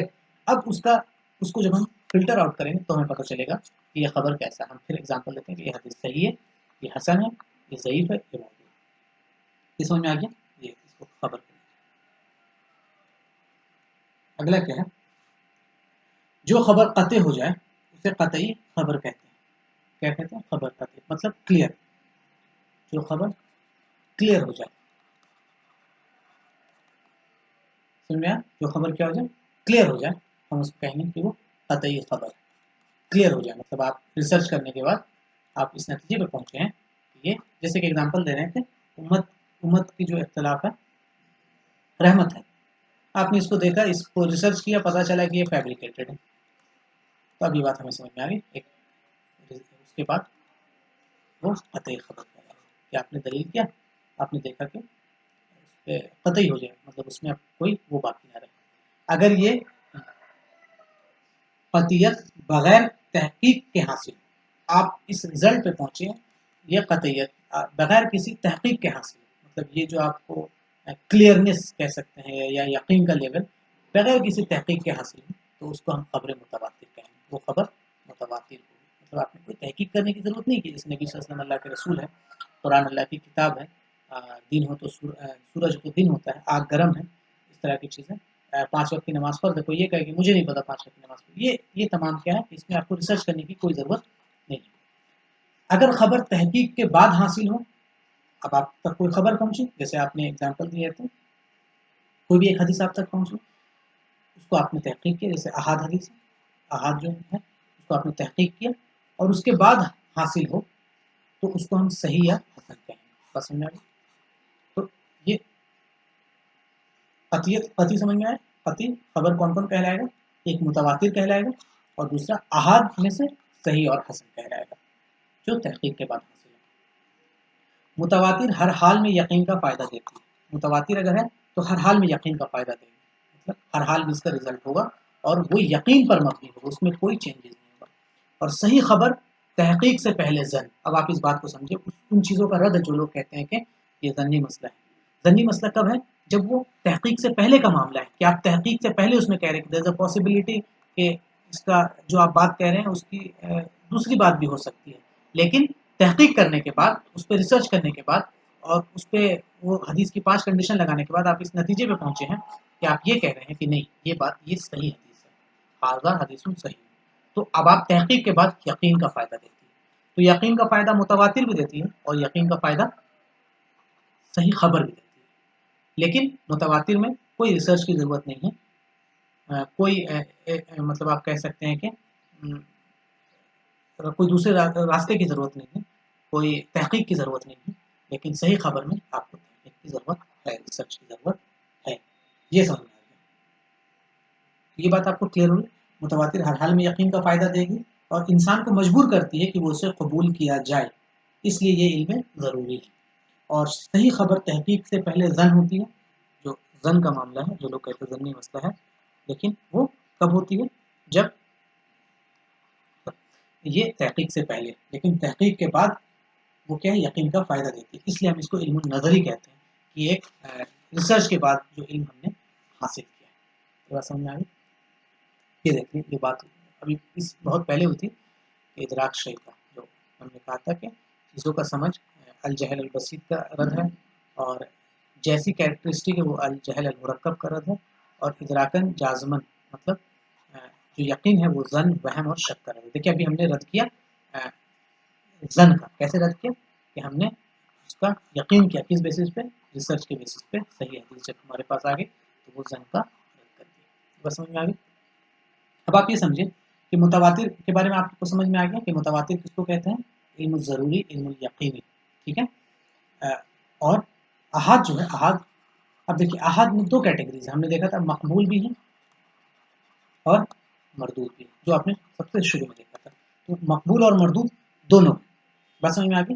लेकिन रिसर्च के बाद हमें ये यकीन का फ़ायदा देगा। रिसर्च के बाद हम कहेंगे कि हाँ सही हदीस है, ये यकीन का फ़ायदा देगी कि सही है, कि ज़ईफ़ है, समझ में आया? तो ये यकीन का फ़ायदा रिसर्च के बाद देगी। तो ये भी कतई में आ जाएगा, कब? After research. समझ में आ गया? इसमें कोई दिक्कत नहीं होनी चाहिए। तो हम ये जो ये कह सकते हैं कि ये इल्म ज़रूरी है, इसमें क्या कहते हैं कि हम ज़न से निकल कर हम कहाँ की तरफ बढ़ते हैं? यकीन की तरफ बढ़ते हैं। ज़न में क्या है? अहाद हदीस है, ये मशहूर, गरीब और अजीज़, ये ज़न का मामला। हमने रिसर्च के बाद इस ज़न से निकलकर हम यकीन तक पहुँच गए, इस सही हदीस से। अब ये अहाद है तो ज़रूरी है, सही भी हो सकता है, ज़ईफ़ भी हो सकता है, कोई भी पॉसिबिलिटीज़ है। तो हम इल्मुल ये इसी को इल्मुल नज़री कहते हैं। बात समझ में आ गई? अब इस चीज़ का असर पूरे इस्लामिक सिस्टम पे पड़ता है, ठीक है? अ, इस चीज़ का ज़न का ये। अब हम एग्ज़ाम्पल देखेंगे। एक चीज़ है जैसे आप ये कह सकते हैं कि एक एग्ज़ाम्पल हम लेते हैं बारिश का, कि बाहर बारिश हो रही है, आप घर के अंदर हैं, तो आपको कोई एक ऐसा इंसान आके कहे कि भाई बाहर बारिश हो रही है, लेकिन आपको उस पर यकीन नहीं है, आप उस पर भरोसा नहीं करते हैं कि बाहर बारिश हो रही है, ठीक है? तो आप नहीं मानेंगे। लेकिन अगर आप उस पर यकीन करते हैं और बात करने वाले मतलब यकीन करते हैं, तो आप कहेंगे, आप उस बात को मानेंगे तहकीक के साथ, या कोई और एक और आदमी आके कहें जो यकीन उस पर भी आप यकीन करते हैं, तो क्या होगा कि आप उस चीज़ को मानेंगे। या डायरेक्ट खिड़की से अंदर बारिश गिर जाए, तो आप अपनी आँखों से देख रहे हैं, तो अब आपको ज़रूरत नहीं है चीज़ों का। अब आप उस चीज़ को बराह रास्त देख रहे हैं, ये मुतवातिर की कंडीशन में आ जाएगा कि आपको ज़रूरी नहीं है किसी भी मीन्स का जो वेरीफ़ाई करे, जबकि यहाँ पे आपको वेरिफ़िकेशन मीन्स की ज़रूरत है। समझ में आ गई? इस चीज़ का उसूल फ़िक़्ह में बहुत डायरेक्ट असर है। आप ये कह सकते हैं कि इसका डायरेक्ट असर है उसूल फ़िक़्ह में, ठीक है? जैसे हम इल्ज़ाम लगता है कि भाई ये बात हनफी नहीं मानते हैं, और हनफी बोलते हैं कि ये बात गैर हनफी नहीं मानते हैं। बस समझ में आ गया? अरे ये उसको कतई कह रहे हैं, ये इसको दलील कह रहे हैं। मुनकरीन हदीस वो हैं वो हनफी को, और हम कहते हैं कि गैर हनफी कहते हैं कि उसको एक दूसरे पर इल्ज़ाम लगाते हैं। हनफी कहते हैं ये मुनकरीन हदीस है, ये कहते हैं ये मुनकरीन हदीस है। तो असल बात क्या है? असल कहाँ पे? असल ये है कि बुनियाद नहीं समझा गया है। फ़र्क कहाँ है? हमने बुनियाद नहीं समझा, हमने फ़र्क नहीं समझा।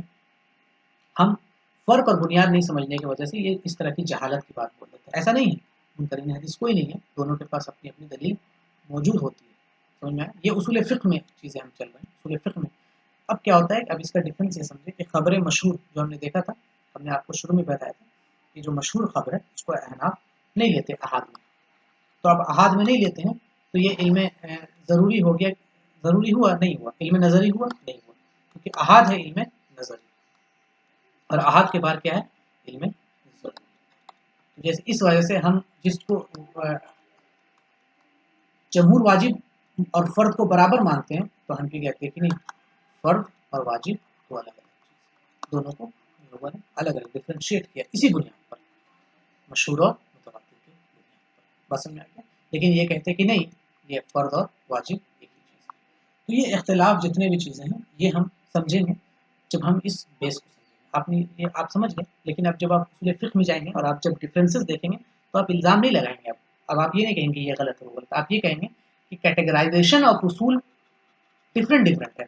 अहनाफ के नज़दीक कैटेगराइज़ेशन अलग है, और जमहूर के नज़दीक कैटेगराइज़ेशन अलग है। ये बात समझ में आ गई? इमाम मालिक के नज़दीक जैसे कैटेगराइज़ेशन है कि वो मदीना के जो लोग हैं, सहाबा के उस वक़्त, उनके कौल को ज़्यादा फ़ौक़ियत देते थे, उनका बाकियों से हद से, तो उनका कैटेगराइज़ेशन अलग है। तो कोई ये बात कह दे कि भाई इनका गलत है, वो जहल के बुनियाद पर, इल्म ना होने की बुनियाद पर। तो अल्लाह से दुआ है कि अल्लाह हमें सही इल्म की तौफ़ीक दे, जिससे हम सही चीज़ को समझ सकें। तो उसूल जब हम समझ जाएँगे, तो हम समझेंगे कि कहाँ पे इख्तिलाफ़ात हैं उम्मत में, और उसे कैसे-कैसे दूर किया जा सकता है।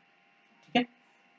ये इख्तिलाफ़ रहमत वाली बात है, ये फैब्रिकेटेड हदीस है, तो इस पे मत जानिएगा, ये कोई इख्तिलाफ़ नहीं है। अब इस इख्तिलाफ़ के बेसिस पे हम उसूल को समझ लें और कहें कि नहीं, इनका उसूल भी सही है, तो क्या हो जाएगा कि उम्मत में आराम से रहा जा सकता है, सुकून के साथ, बगैर एक दूसरे को लान-तान और बगैर एक दूसरे से लड़े। क्यों? किस बुनियाद पर? कि हम जान रहे हैं उनका भी उसूल सही है और मेरा भी उसूल सही है, तो फिर दोनों आराम से कोएग्जिस्टेंस पॉसिबिलिटी है, और ये पास्ट में हो चुका है। लेकिन अभी लोग जहल की बुनियाद पर, लोग यूट्यूब से मतलब एक लिहाज से देख रहे हैं कि किसी स्कॉलर्स को के कनेक्ट में नहीं होते हैं, उसूल नहीं पढ़ते हैं। जैसे हम उसूल फ़िक़्ह पढ़ उसूल हदीस पढ़ रहे हैं, उसूल हदीस उनको नहीं मालूम होता है, और वो उन्हें हदीस का कैटेगराइज़ेशन भी नहीं पता है। कोई आदमी कोई अमल कर रहा है और उन्हें नहीं पता है कि ये हसन है, बेग़ैर ही तक पहुँच गया है। एक ने ज़ईफ़ कहा है, तो दूसरे ने इसको एक सबूत लाके, एक सपोर्ट लाके इसको थोड़ा एलिवेट किया है, तो इस बुनियाद पर वो उसको बिदअती और ये तमाम चीज़ें का लक़ब दे देता है। तो इन चीज़ों से हमें बचना चाहिए। अब जब हम उसूल क्लियर हो जाएगा हमारा, तो इंशाअल्लाह चीज़ें क्लियर हो जाएगी। ठीक, जैसे हमने बताया फ़र्क करते हैं हनफी फ़र्द और इसमें वाजिब में।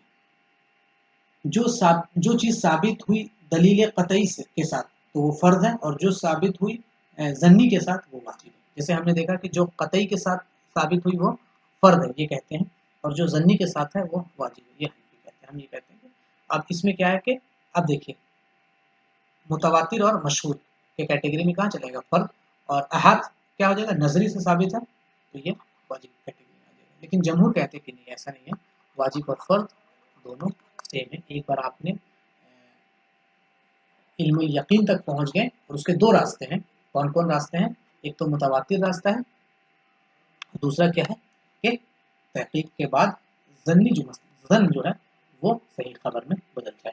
तो इन दोनों के बाद जो मसला निकलेगा हम उसको फर्ज के कैटेगरी में लाएंगे। यहाँ तक मुझे लगता है कि आपको चीज़ें क्लियर हो गई होंगी, यहाँ तक आप अच्छे से समझ गए।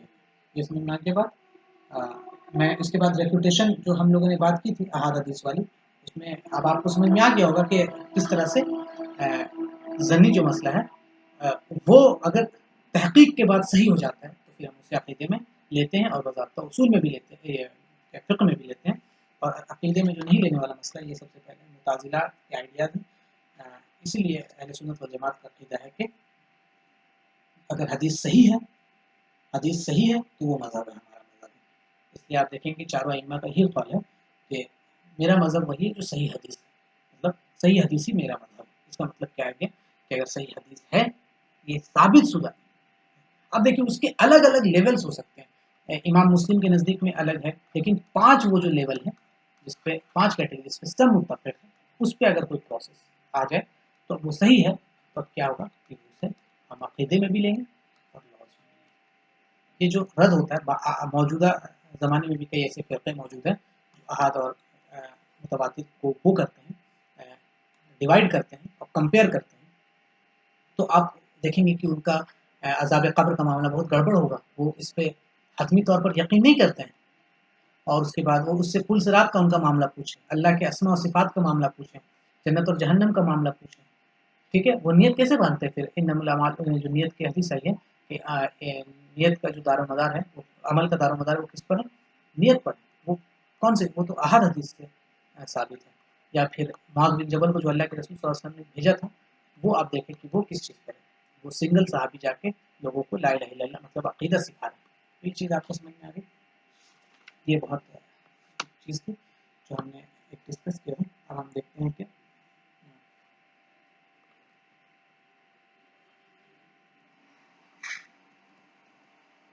अब आप इस चीज़ पर आते हैं। खबर की तक़सीम जिसकी तरफ आप ये कहें कि उसकी निस्बत दी जाए, मतलब खबर की जो तक़सीम है उसकी निस्बत के एतबार से कि उसकी निस्बत हम किसको दे रहे हैं, उसकी निस्बत हम किसको दे रहे हैं। जैसे हमने पढ़ा अभी कि हदीस जब हम कहते हैं तो हमने देखा कि हदीस क्या था कि उसकी निस्बत हम दे देते हैं कि अक़वाल ऑफ नबी सल्लल्लाहु अलैहि वसल्लम, अफ़आल नबी ऑफ नबी सल्लल्लाहु अलैहि वसल्म, तक़रीर ऑफ नबी सल्लल्लाहु अलैहि वसल्लम और कैरेक्टरिस्टिक ऑफ नबी सल्लल्लाहु अलैहि वसल्लम, मतलब नबी सल्लल्लाहु अलैहि वसल्लम की तरफ हम निस्बत देते थे, उस चीज़ को हम हदीस कहते थे। तो हमने यहाँ पे खबर की तक़सीम की है जिसकी तरफ इसकी निस्बत दी जाए, मतलब जिसकी तरफ इसकी निस्बत दी जाए। बात समझ में आ गई? तो इसमें 4 कैटेगरी है वल इस्नाद में। क्या है कि एक है बिल मरफू, मरफू का मामला हो गया। मरफू किसको कह रहे हैं? मरफू जो नबी अकरम सल्लल्लाहु अलैहि वसल्लम की तरफ निस्बत दी जाए। मरफू बना रफ़ा से, रफ़ा मतलब एलिवेटेड, मतलब ये एलिवेट हुआ है, कहाँ तक पहुँचा है? नबी अकरम सल्लल्लाहु अलैहि वसल्लम। ठीक है? दूसरा है मौकूफ़, हम देखेंगे कि मखतूफ़ और असर। ठीक है? आप देखते हैं मरफू, मौकूफ़ और मखतूफ़। अल मरफू का मतलब हो गया कि सेइंग ऑफ प्रॉफिट सल्लल्लाहु अलैहि वसल्लम। जैसे मिसाल क्या है? यक़ूलु सहाबी, कोई सहाबी ये कहे, और गैर या कोई गैर, मतलब या कोई सहाबी इस बात को कहे, या ताबई कहे, या तबे ताबई कहे, या मुसन्निफ कहे, इमाम बुखारी खुद कहे क़ाला रसूलुल्लाह सल्लल्लाहु अलैहि वसल्लम। तो इससे क्या हुआ कि चाहे कोई भी कहे, उससे हमें मसला नहीं है, लेकिन कहने वाला निस्बत करे नबी अकरम सल्लल्लाहु अलैहि वसल्लम को कि क़ाला नबी सल्लल्लाहु अलैहि वसल्लम। नबी सल्लल्लाहु अलैहि वसल्लम के अक़वाल को, ये कैटेगरी है। दूसरा, या सहाबी या ताबी या तबे ताबी या खुद मुसन्निफ कहे क़ाल रसूल, ये नबी सल्लल्लाहु अलैहि वसल्लम के अमल के बारे में, उनके एक्शन के बारे में, ये आ गया सही, ये उनका एक्शन। और ये देखिए फिर नबी सल्लल्लाहु अलैहि वसल्लम सहाबी कहे या ताबी कहे तबे ताबी कहे, या नबी सल्लल्लाहु अलैहि वसल्लम के इकरार के बारे में, उनके सामने किसी ने कोई काम किया या उनके सामने किसी ने कुछ किया और नबी सल्लल्लाहु अलैहि वसल्लम ने उसको अप्रूव किया, अप्रूवल। समझ में आ गया? अब यक़ूलु सहाबी और गैर सहाबी और गैर ताबी जो भी हो, वो नबी सल्लल्लाहु अलैहि वसल्लम की कोई कैरेक्टरिस्टिक को बयान करें। नबी सल्लल्लाहु अलैहि वसल्लम का अखलाक है अहसनुन नास, उनका जो अखलाक है वो तमाम इंसानों में सबसे बेहतर है, तो ये कैरेक्टरिस्टिक बयान किया गया। मतलब सेइंग, एक्शन, अप्रूवल और कैरेक्टरिस्टिक। देखिए मैं आपको बहुत ही ये उन लोगों के लिए आसान लैंग्वेज में नॉर्मल टर्म्स यूज़ कर रहे हैं, बहुत ज़्यादा अरबिक टर्म्स यूज़ नहीं कर रहे हैं, ताकि आप लोग चीज़ों को बहुत अच्छे से समझ सकें। तो ये समझ में आ गई बात आपको कि खबर की तकसीम इस बुनियाद पर, निस्बत की बुनियाद पर, उसमें पहले नंबर पे आ गया कौन सा, मरफू, और मरफू में सेइंग और प्रॉफिट सल्लल्लाहु अलैहि वसल्लम, एक्शन ऑफ प्रॉफिट सल्लल्लाहु अलैहि वसल्लम और अप्रूवल ऑफ प्रॉफिट सल्लल्लाहु अलैहि वसल्लम और कैरेक्टरिस्टिक ऑफ प्रॉफिट सल्लल्लाहु अलैहि वसल्लम। ये बात समझ में आ गई? या जिसकी इजाफत दी जाए नबी सल्लल्लाहु अलैहि वसल्लम की तरफ, जिसकी इजाफत किसकी तरफ दी जाए, नबी सल्लल्लाहु अलैहि वसल्लम की तरफ, मतलब निस्बत नबी। अब अगला है अल मौकूफ। अल मौकूफ का मतलब ये सेइंग, एक्शन और अप्रूवल। अप्रूवल क्या है हम आगे भी देखेंगे। तो असल में ज़्यादातर सेइंग ऑफ सहाबी, किसी सहाबी का, जिसकी इजाफत की इसकी तरफ दी जाए, ये सहाबी की तरफ दी जाए। बस समझ में किसी सहाबी की तरफ हम इस चीज़ को कहें। अब मरफू ज़रूरी नहीं है कि वो हदीस सही हो जाए, ये बस निस्बत है। अब हम उसको चेक करेंगे 5 कंडीशन में डाल के, उसमें अगर बात हो गई सही तो सही, ज़ईफ़ भी हो सकती है। ठीक, ये निस्बत के एतबार से, समझ में आ गया? ये निस्बत के एतबार से। अब हो सकता है कई ऐसी चीज़ है जो नबी सल्लल्लाहु अलैहि वसल्लम मतलब कई गलत बातें नबी सल्लल्लाहु अलैहि वसल्लम की तरफ निस्बत की गई हैं, लेकिन हम कहेंगे ये वो मरफू, वो अभी हम इसके वीकनेस और ऑथेंटिकेशन में हम नहीं जा रहे। अब अल मौकूफ क्या है कि जिसकी इजाफत किस दी जाए, सहाबी के पास, सहाबी के पास दी जाए। खबर जो है, ये खबर चालू हो रहा है, अब एग्जांपल दे रहे हैं, ये खबर चलते चलते चलते चलते जो जिस लेवल पे जाके ये जाके रुक जाएगा, वो सहाबी, मतलब सहाबी से आगे बात गई ही नहीं है। अब देखिए कि हम एक एग्जांपल लेते हैं, मुरसल में क्या देखते हैं कि नबी सल्लल्लाहु अलैहि वसल्लम तक बात जाती ही है, लेकिन बीच में जो सहाबी होते हैं वो ड्रॉप हो जाते हैं। लेकिन यहाँ ड्रॉप का मामला नहीं है, यहाँ पर सहाबी तक ही बात गई है, आगे ऊपर बात नहीं जा रही है, तो सहाबी तक ही इजाफत दी गई। ये बात समझ में आ गई? जैसे मिसाल है अबू सईद खुदरी रज़ियल्लाहु अन्हु, ये कह रहे हैं कि नबी सल्लल्लाहु अलैहि वसल्लम के मतलब एक हदीस बयान कर रहे हैं, नबी सल्लल्लाहु अलैहि वसल्लम के ज़माने में, मतलब अहद नबी सल्लल्लाहु अलैहि वसल्लम, ये समझ लीजिए आप, ये भी इसकी भी एक इम्पोर्टेंस है। अहद मतलब नबी सल्लल्लाहु अलैहि वसल्लम का, अहद ऑफ नबी सल्लल्लाहु अलैहि वसल्लम, जो ज़माना है नबी सल्लल्लाहु अलैहि वसल्लम के, जो नबी सल्लल्लाहु अलैहि वसल्लम जिस वक्त मौजूद थे, उस वक्त अगर कोई सहाबी कोई बात कहे तो उसका जो हुक्म लगेगा वो मरफू का हुक्म लगेगा। क्यों? क्योंकि हमारा यकीन है कि नबी सल्लल्लाहु अलैहि वसल्लम के वक्त में कोई सहाबी ऐसी बात करेंगे जो खिलाफ हो और अल्लाह के रसूल उसको टोके ना, कि अल्लाह के रसूल सल्लल्लाहु अलैहि वसल्लम को वो बात बताई ना जाए कि ये बात गलत है। जबकि हम कई पूरी सीरत पढ़ेंगे तो हम देखें कई ऐसी बात होती है तो बज़ाब्ता अल्लाह के रसूल सल्लल्लाहु अलैहि वसल्लम को ये बात खबर कर दी जाती है वही के ज़रिए कि इस बात की तरदीद की जाए।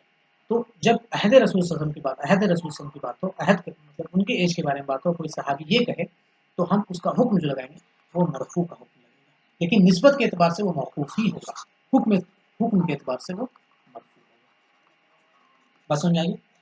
सहाबी बयान कर रहा है और इस तरह से बयान कीजिए कि सहाबी बयान कर रहे हैं, हुक्म क्या लगा, मरफू। जैसे अब देखिए कि इबादत के बारे में बयान कर रहे हैं कोई सहाबी, तो इबादत के मामले में तो क्या ही चेंजेस होंगे। और ताबीर, कुरान की जो ताबीर है, कुरान का कोई एक्सप्लेनेशन अगर कोई सहाबी करता है तो हम उसको वो मानते हैं, आप कह सकते हैं कि हुज्जत मानते हैं कि ये सही एक्सप्लेनेशन है। और या फिर अकीदे का मामला कोई सहाबी बयान कर रहे हैं, ये समझ में आ गया। वही का अगर मामला बिल्कुल नहीं, वो तो नबी सल्लल्लाहु अलैहि वसल्लम के लिए खास था, लेकिन ये इबादत, ताबीर, अकीदा, एक्सप्लेनेशन ऑफ कुरान, ये तमाम चीज़ का हुक्म मरफू के कैटेगरी में है, क्योंकि हम जानते हैं नबी सल्लल्लाहु अलैहि वसल्लम के ज़माने में सहाबी का हुक्म जो लगेगा वो मरफू का लगेगा, मौकूफ के तौर पर। अब है मक्तू। मक्तू कहते हैं असल में वर्ड देखें तो इसको होता है काटना, जो काटा गया। तो असल निस्बत जो है, असल निस्बत कौन है? नबी करीम सल्लल्लाहु अलैहि वसल्लम और सहाबी। असल निस्बत से काटा गया मतलब ऊपर की चीज़ है ही नहीं। अब डायरेक्ट बात आ रही है ताबई तक, बस बात ताबई या ताबई के बाद तक बात आ रही है। तो उस रुवात में से एक रावी सहाबी से पहले एक मतलब, अब देखिए इससे पहले हम मुनक़ते देखे थे जो ज़ईफ़ हदीस की एक किस्म थी, उसमें क्या था कि नबी सल्लल्लाहु अलैहि वसल्लम, सहाबी और यहाँ पे ताबी थे। तो सहाबी से पहले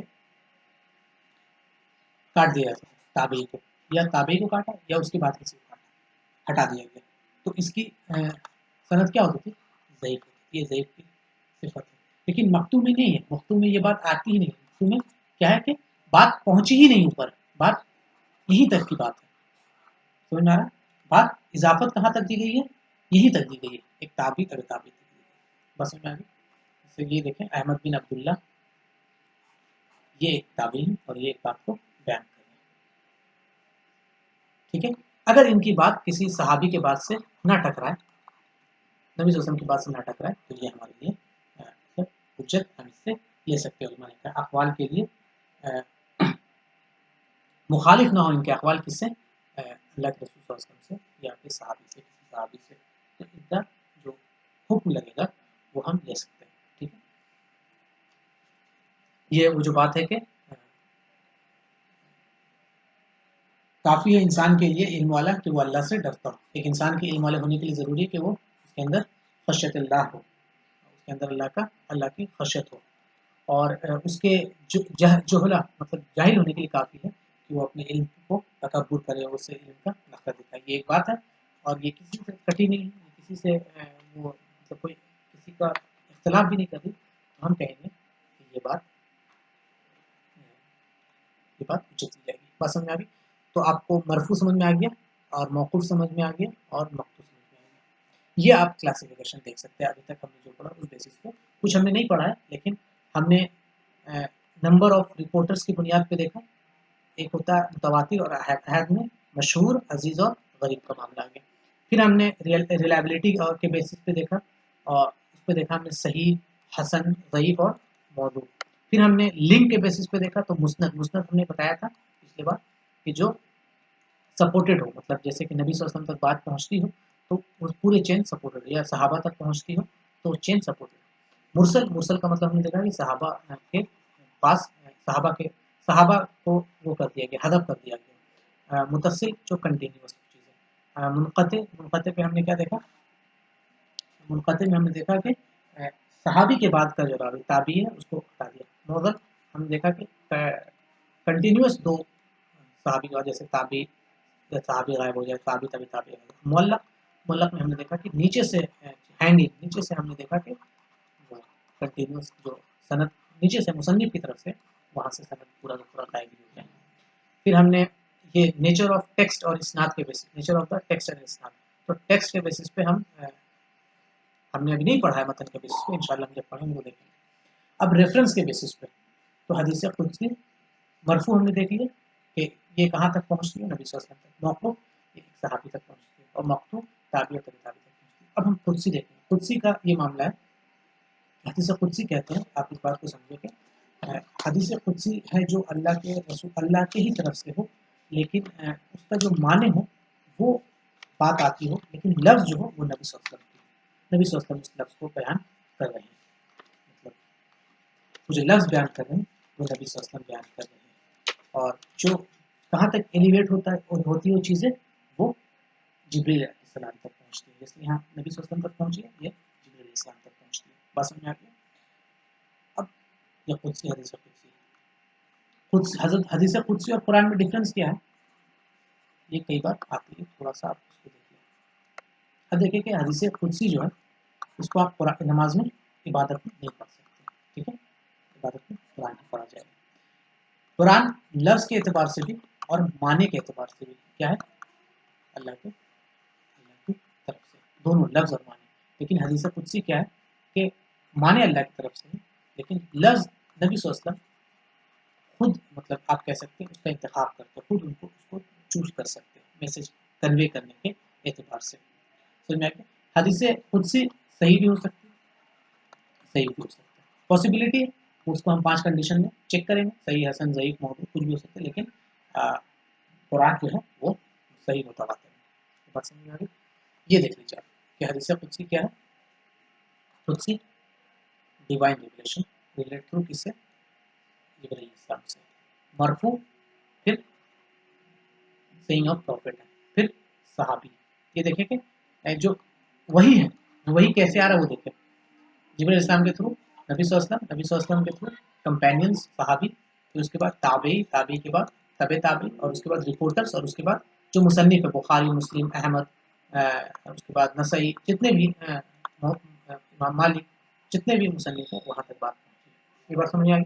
मक्तू कहेंगे ताबई, तबे ताबई का जो कौल हो। मौकूफ़ कहेंगे सहाबी का कौल। मरफू एलिवेटेड जो नबी सल्लल्लाहु अलैहि वसल्लम, कुदसी जो है जो जिसके रावी कौन है? जिब्रील अलैहिस्सलाम।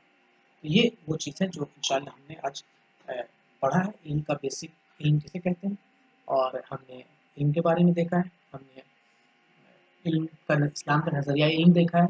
हमने 2 इल्म के कैटेगराइजेशन देखे, ज़रूरी और नज़री।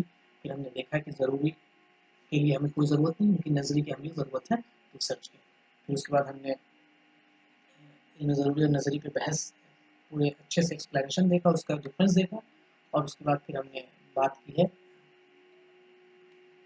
मरफू, मौकूफ़ और मक़तूफ़।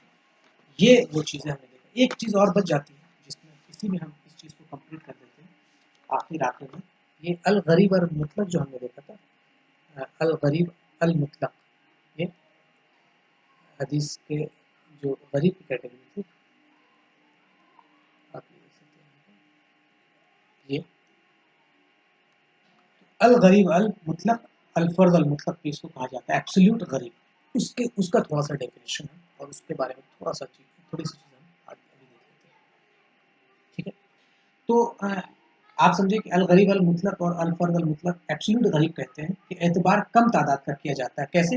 कि इसके किसी भी तबके में रावी की तादाद कितनी होती है? 1। अगर ये असल उस सनद में आ जाए, असल उस सनद का मतलब हो गया कि सहाबी, नबी सल्लल्लाहु अलैहि वसल्लम के बाद सहाबी। तो अगर सहाबी 1 हो तो हम इसको कहेंगे अल गरीब अल मुतलक। ये वो हदीस है जिसमें गराबत, गराबत कहते हैं, समझ, गराबत समझ में आ गया? अकेलापन, मतलब अकेला, उसके सनद के असल में हो, असल मतलब सहाबी की तरफ से एक ही रावी हो तबका सहाबा में, तो ऐसे कहेंगे अल गरीब अल मुतलक। ठीक है, दूसरी बात वहाँ पे अल फर्दुल निस्बी, अल गरीब अल निस्बी। तो ये वो हदीस है जिसमें गराबत सनद दौरान सनद हो, मतलब कि ये नबी सल्लल्लाहु अलैहि वसल्लम, सहाबी,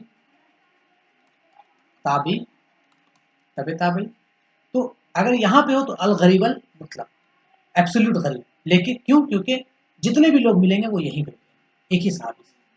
अब ये कहीं पे भी हो, बीच में यहाँ हो जाए, यहाँ हो जाए, यहाँ हो जाए, तो उसको हम कहेंगे अल गरीब अल निस्बी। ये समझ में आ गया? अब ये एतबार क्या है? ये आप ये कर सकते हैं, एतबार क्या है? एतबार असल में आप ये देखें, इस्तिलाहन कहते हैं एतबार को। एतबार क्या है? कि मामलात को स्टडी करना।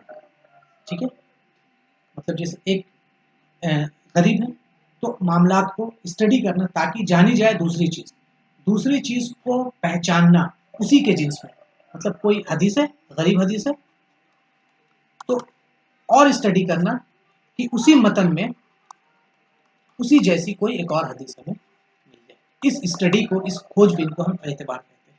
जैसे फॉर एग्जांपल किताबुस सलाह है, अगर हम उसी में कोई और रिसर्च कर रहे हैं तो जिहाद के बाब में नहीं देखेंगे, बल्कि सलाह के बाब में देखेंगे।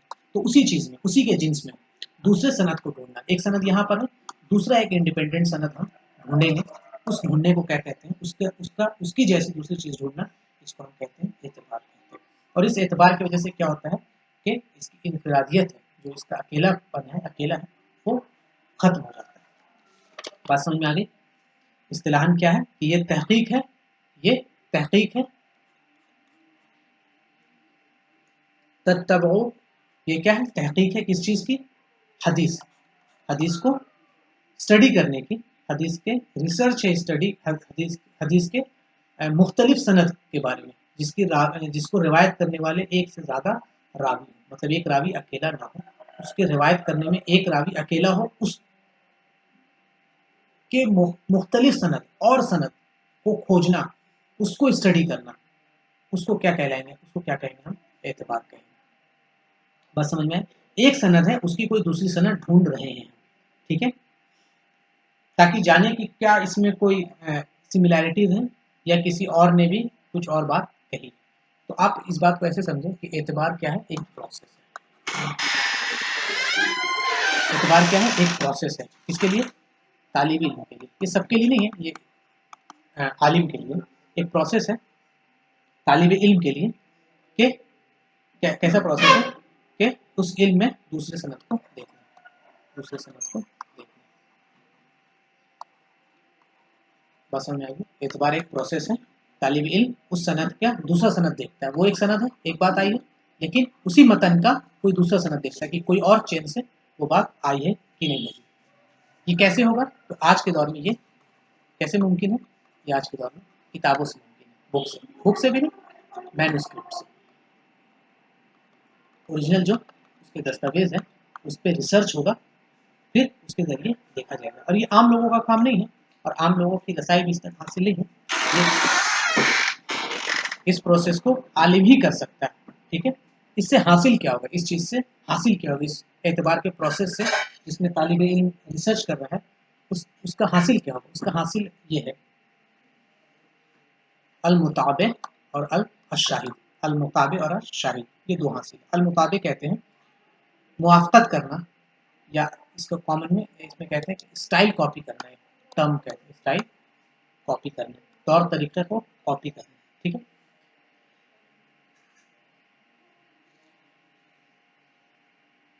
ये बात समझ में आ गई? इस्तिलाहन माने हैं मुताबिक कि वो हदीस है जिसमें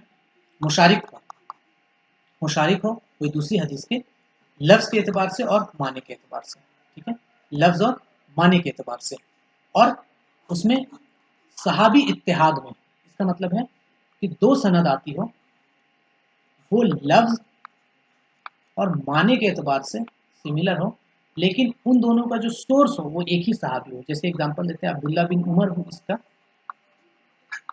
इसके भी अब्दुल्ला बिन उमर ही होने चाहिए, ये ना हो कि अब्दुल्ला अबू हुरैरा हो जाए। तो ऐसे कौन कहेंगे कि ये मुताबे। बस समझ में आ गया? वो हदीस समझ में आ गया? बात समझ में आ गई कि जिस जो लफ्ज़ और माने के एतबार से सिमिलर। अब जैसे एग्जांपल देते हैं, लफ्ज़ और माने के एतबार से कैसे, जैसे कोई दुआ है, अल्लाह के रसूल ने खाने से पहले कोई दुआ सिखाई, या वॉशरूम जाने से पहले या उससे निकलने से पहले कोई दुआ सिखाई, तो वो दुआ लफ्ज़ और माने के एतबार से सेम है, उसमें कोई चेंजेस नहीं है कि आप अपने हिसाब से कोई दुआ पढ़ ले, वॉशरूम का कोई उसको चेंज कर ले, कोई और वर्ड डाल दे, बिल्कुल नहीं।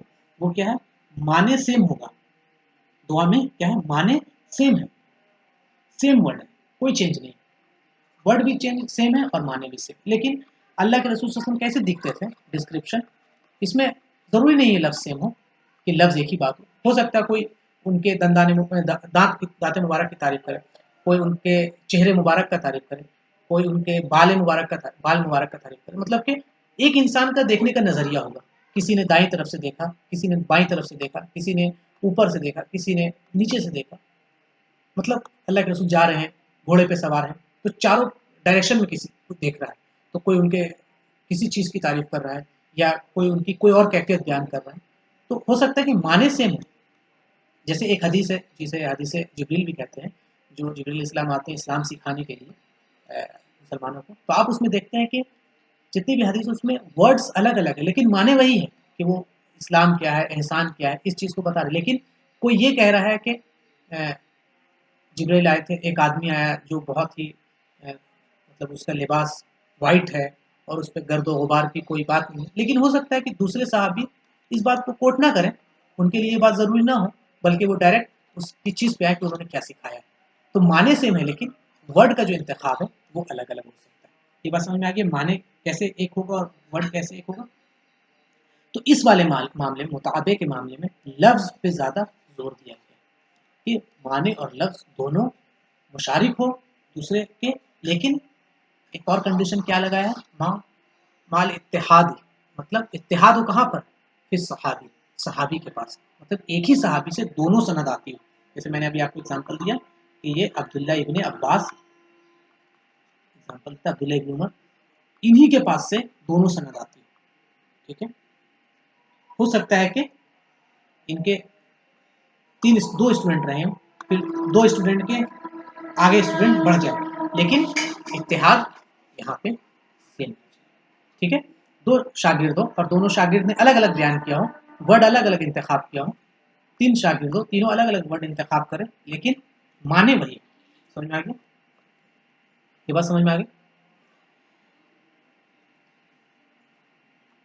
और अगर उन्होंने लफ्ज को बदल दिया तो हम कहेंगे कि वो माने में, वो फिल माने है, वो मुताबिक फिल माने है, क्योंकि उन्होंने माने वही रखा लफ्ज, और लफ्ज वही है, लफ्ज नहीं बदला, तो फिल लफ्ज है, लफ्जी एतबार से भी मुशारिक है।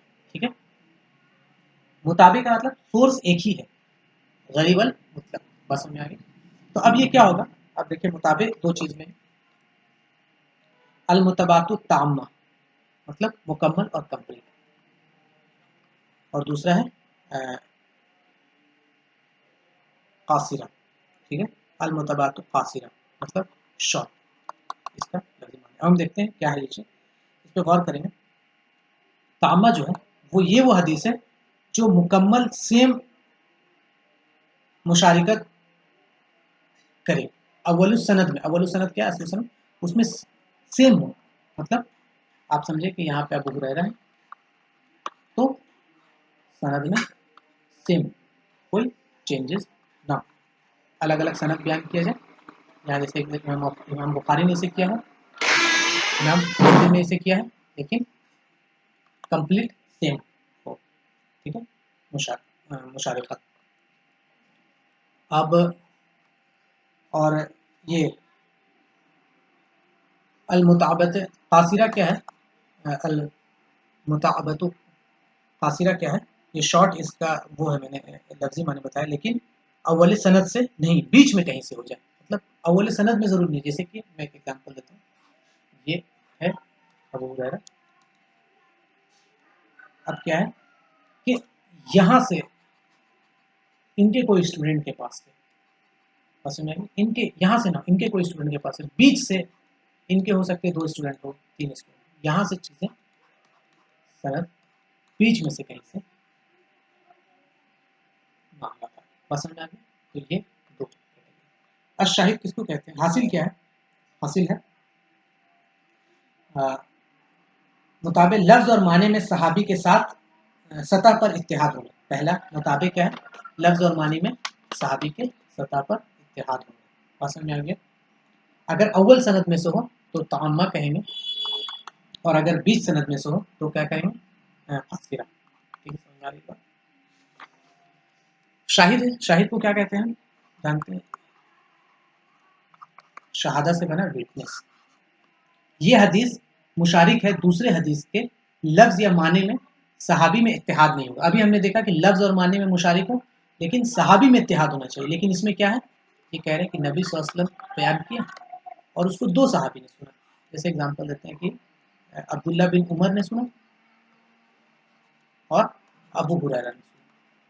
तो अब देखिए, और इन्होंने एक बैच बयान किया और इन्होंने एक बैच बयान किया, तो हम देखते हैं कि मुताबे में क्या था कि दोनों सहाबी सेम होना चाहिए, जो इत्तेहाद वो सहाबी के लेवल पे, लेकिन शाहिद में क्या है? इत्तेहाद सहाबी के लेवल पे नहीं, दोनों अलग अलग होने चाहिए। ठीक है, दोनों हो सकता है कि दोनों उस मजलिस में मौजूद हो, या यह कौल नबी सल्लल्लाहु अलैहि वसल्लम ने दो बार फरमाया, सोर्सेज हमारे पास डिफरेंट होना चाहिए, तो शाहिद ज्यादा मजबूत है।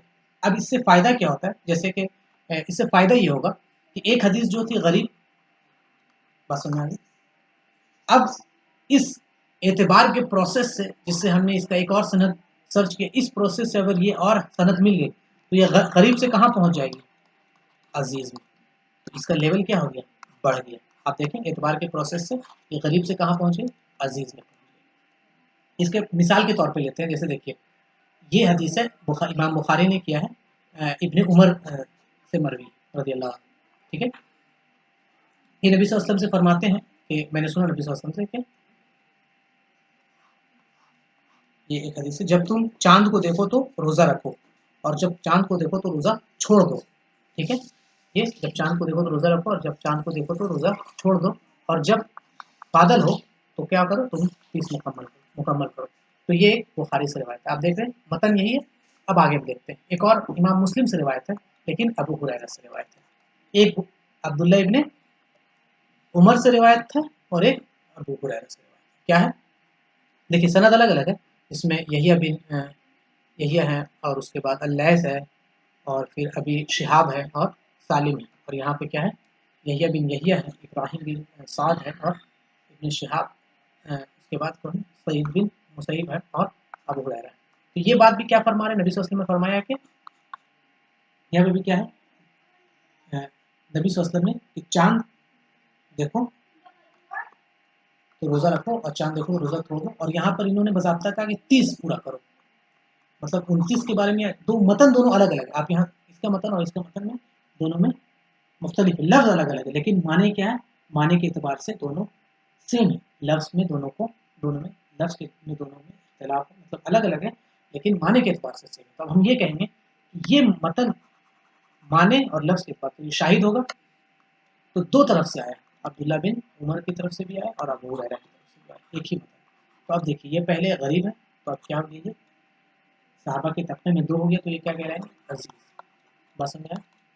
एक और मिसाल लेते हैं कि ये इमाम बुखारी बयान किया अब्दुल्ला बिन उमर के रज़ी अल्लाह अन्हु से, वो वहाँ से उनके हिसाब से मरवी है। ये क्या है कि इसमें क्या महीना 29 रातों का है, बस तुम रोज़ा मत रखो जब तक ना देख लो चाँद को। रोज़ा मत रखो जब तक ना देख लो चाँद को, और अगर बादल हो तो 30 पूरा करो, बादल हो तो 30 पूरा करो। देखिए मतन वही है, बात वाज़ेह हो रही है। बात पहले ये थी कि रोज़ा चाँद रखो और रोज़ा रखो। अब ये बात वाज़ेह हो रही है कि महीना कितने की, 29 की। अगर 29 में चाँद दिख गया तो ठीक है, और अगर चाँद ना दिखा और बादल हो जाए तो कहाँ तक पहुँचो, 30 को मुकम्मल करो। और बात वाज़ेह हो रही है। तो अब देखिए यहाँ पे कौन है, अब्दुल्लाह इब्न उमर। तो ये जो हदीस है पहले वाले की, ये पहले वाले की ताबे है। कैसे ताबे है, क्योंकि इन दोनों में सहाबी सेम है। यहाँ भी अब्दुल्लाह इब्न उमर है और यहाँ भी अब्दुल्लाह इब्न उमर है। देखिए हम एक नंबरिंग दे देते हैं कि फर्स्ट, सेकंड, ये थर्ड। तो पहले वाला और तीसरा वाला एक दूसरे के ताबे है। क्यों, क्योंकि मतन एक ही बयान हो रहा है, लेकिन सोर्स सेम है, अब्दुल्लाह इब्न उमर। और फर्स्ट वाला और सेकंड वाला एक दूसरे के में शाहिद है। क्यों, क्योंकि दोनों में मतन एक है, लेकिन दोनों का सोर्स अलग अलग है, दोनों में अलग अलग सहाबी है। एक में अब्दुल्ला इब्न उमर है और दूसरे में इब्न हुरैरा, अब्दुल्ला सॉरी अबू हुरैरा। तो एक बात समझ में आ गया। तो एतबार का प्रोसेस जो है वो क्या क्या काम करता है, जो एतबार का प्रोसेस है वो पहला काम ये करता है कि सनद के स्टेटस को ऊंचा करता है, ऊंचा कर रहा है। कैसे, हमने देखा कि गरीब था, लेकिन एतबार के प्रोसेस के बाद वो किस लेवल पे पहुंच गया, अजीज पे। ठीक है, गराबत दूर करता है। गराबत मतलब अजनबियत, एक सिंगल सहाबी है तो उसको दूर करता है।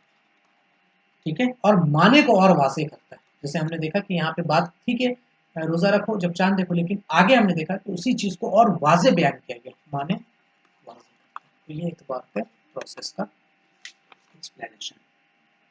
उम्मीद है कि ये चीज़ें आपको क्लियर हो गई होगी। ये असल में जो एतबार का प्रोसेस है वो अहले इल्म के लिए, लेकिन आपको ये समझना है, कभी आप ये चीज़ें आ जाए कि अगर कोई सनद है, गराबत है, तो उसको दूर करने का जो प्रोसेस है वो एतबार का प्रोसेस है।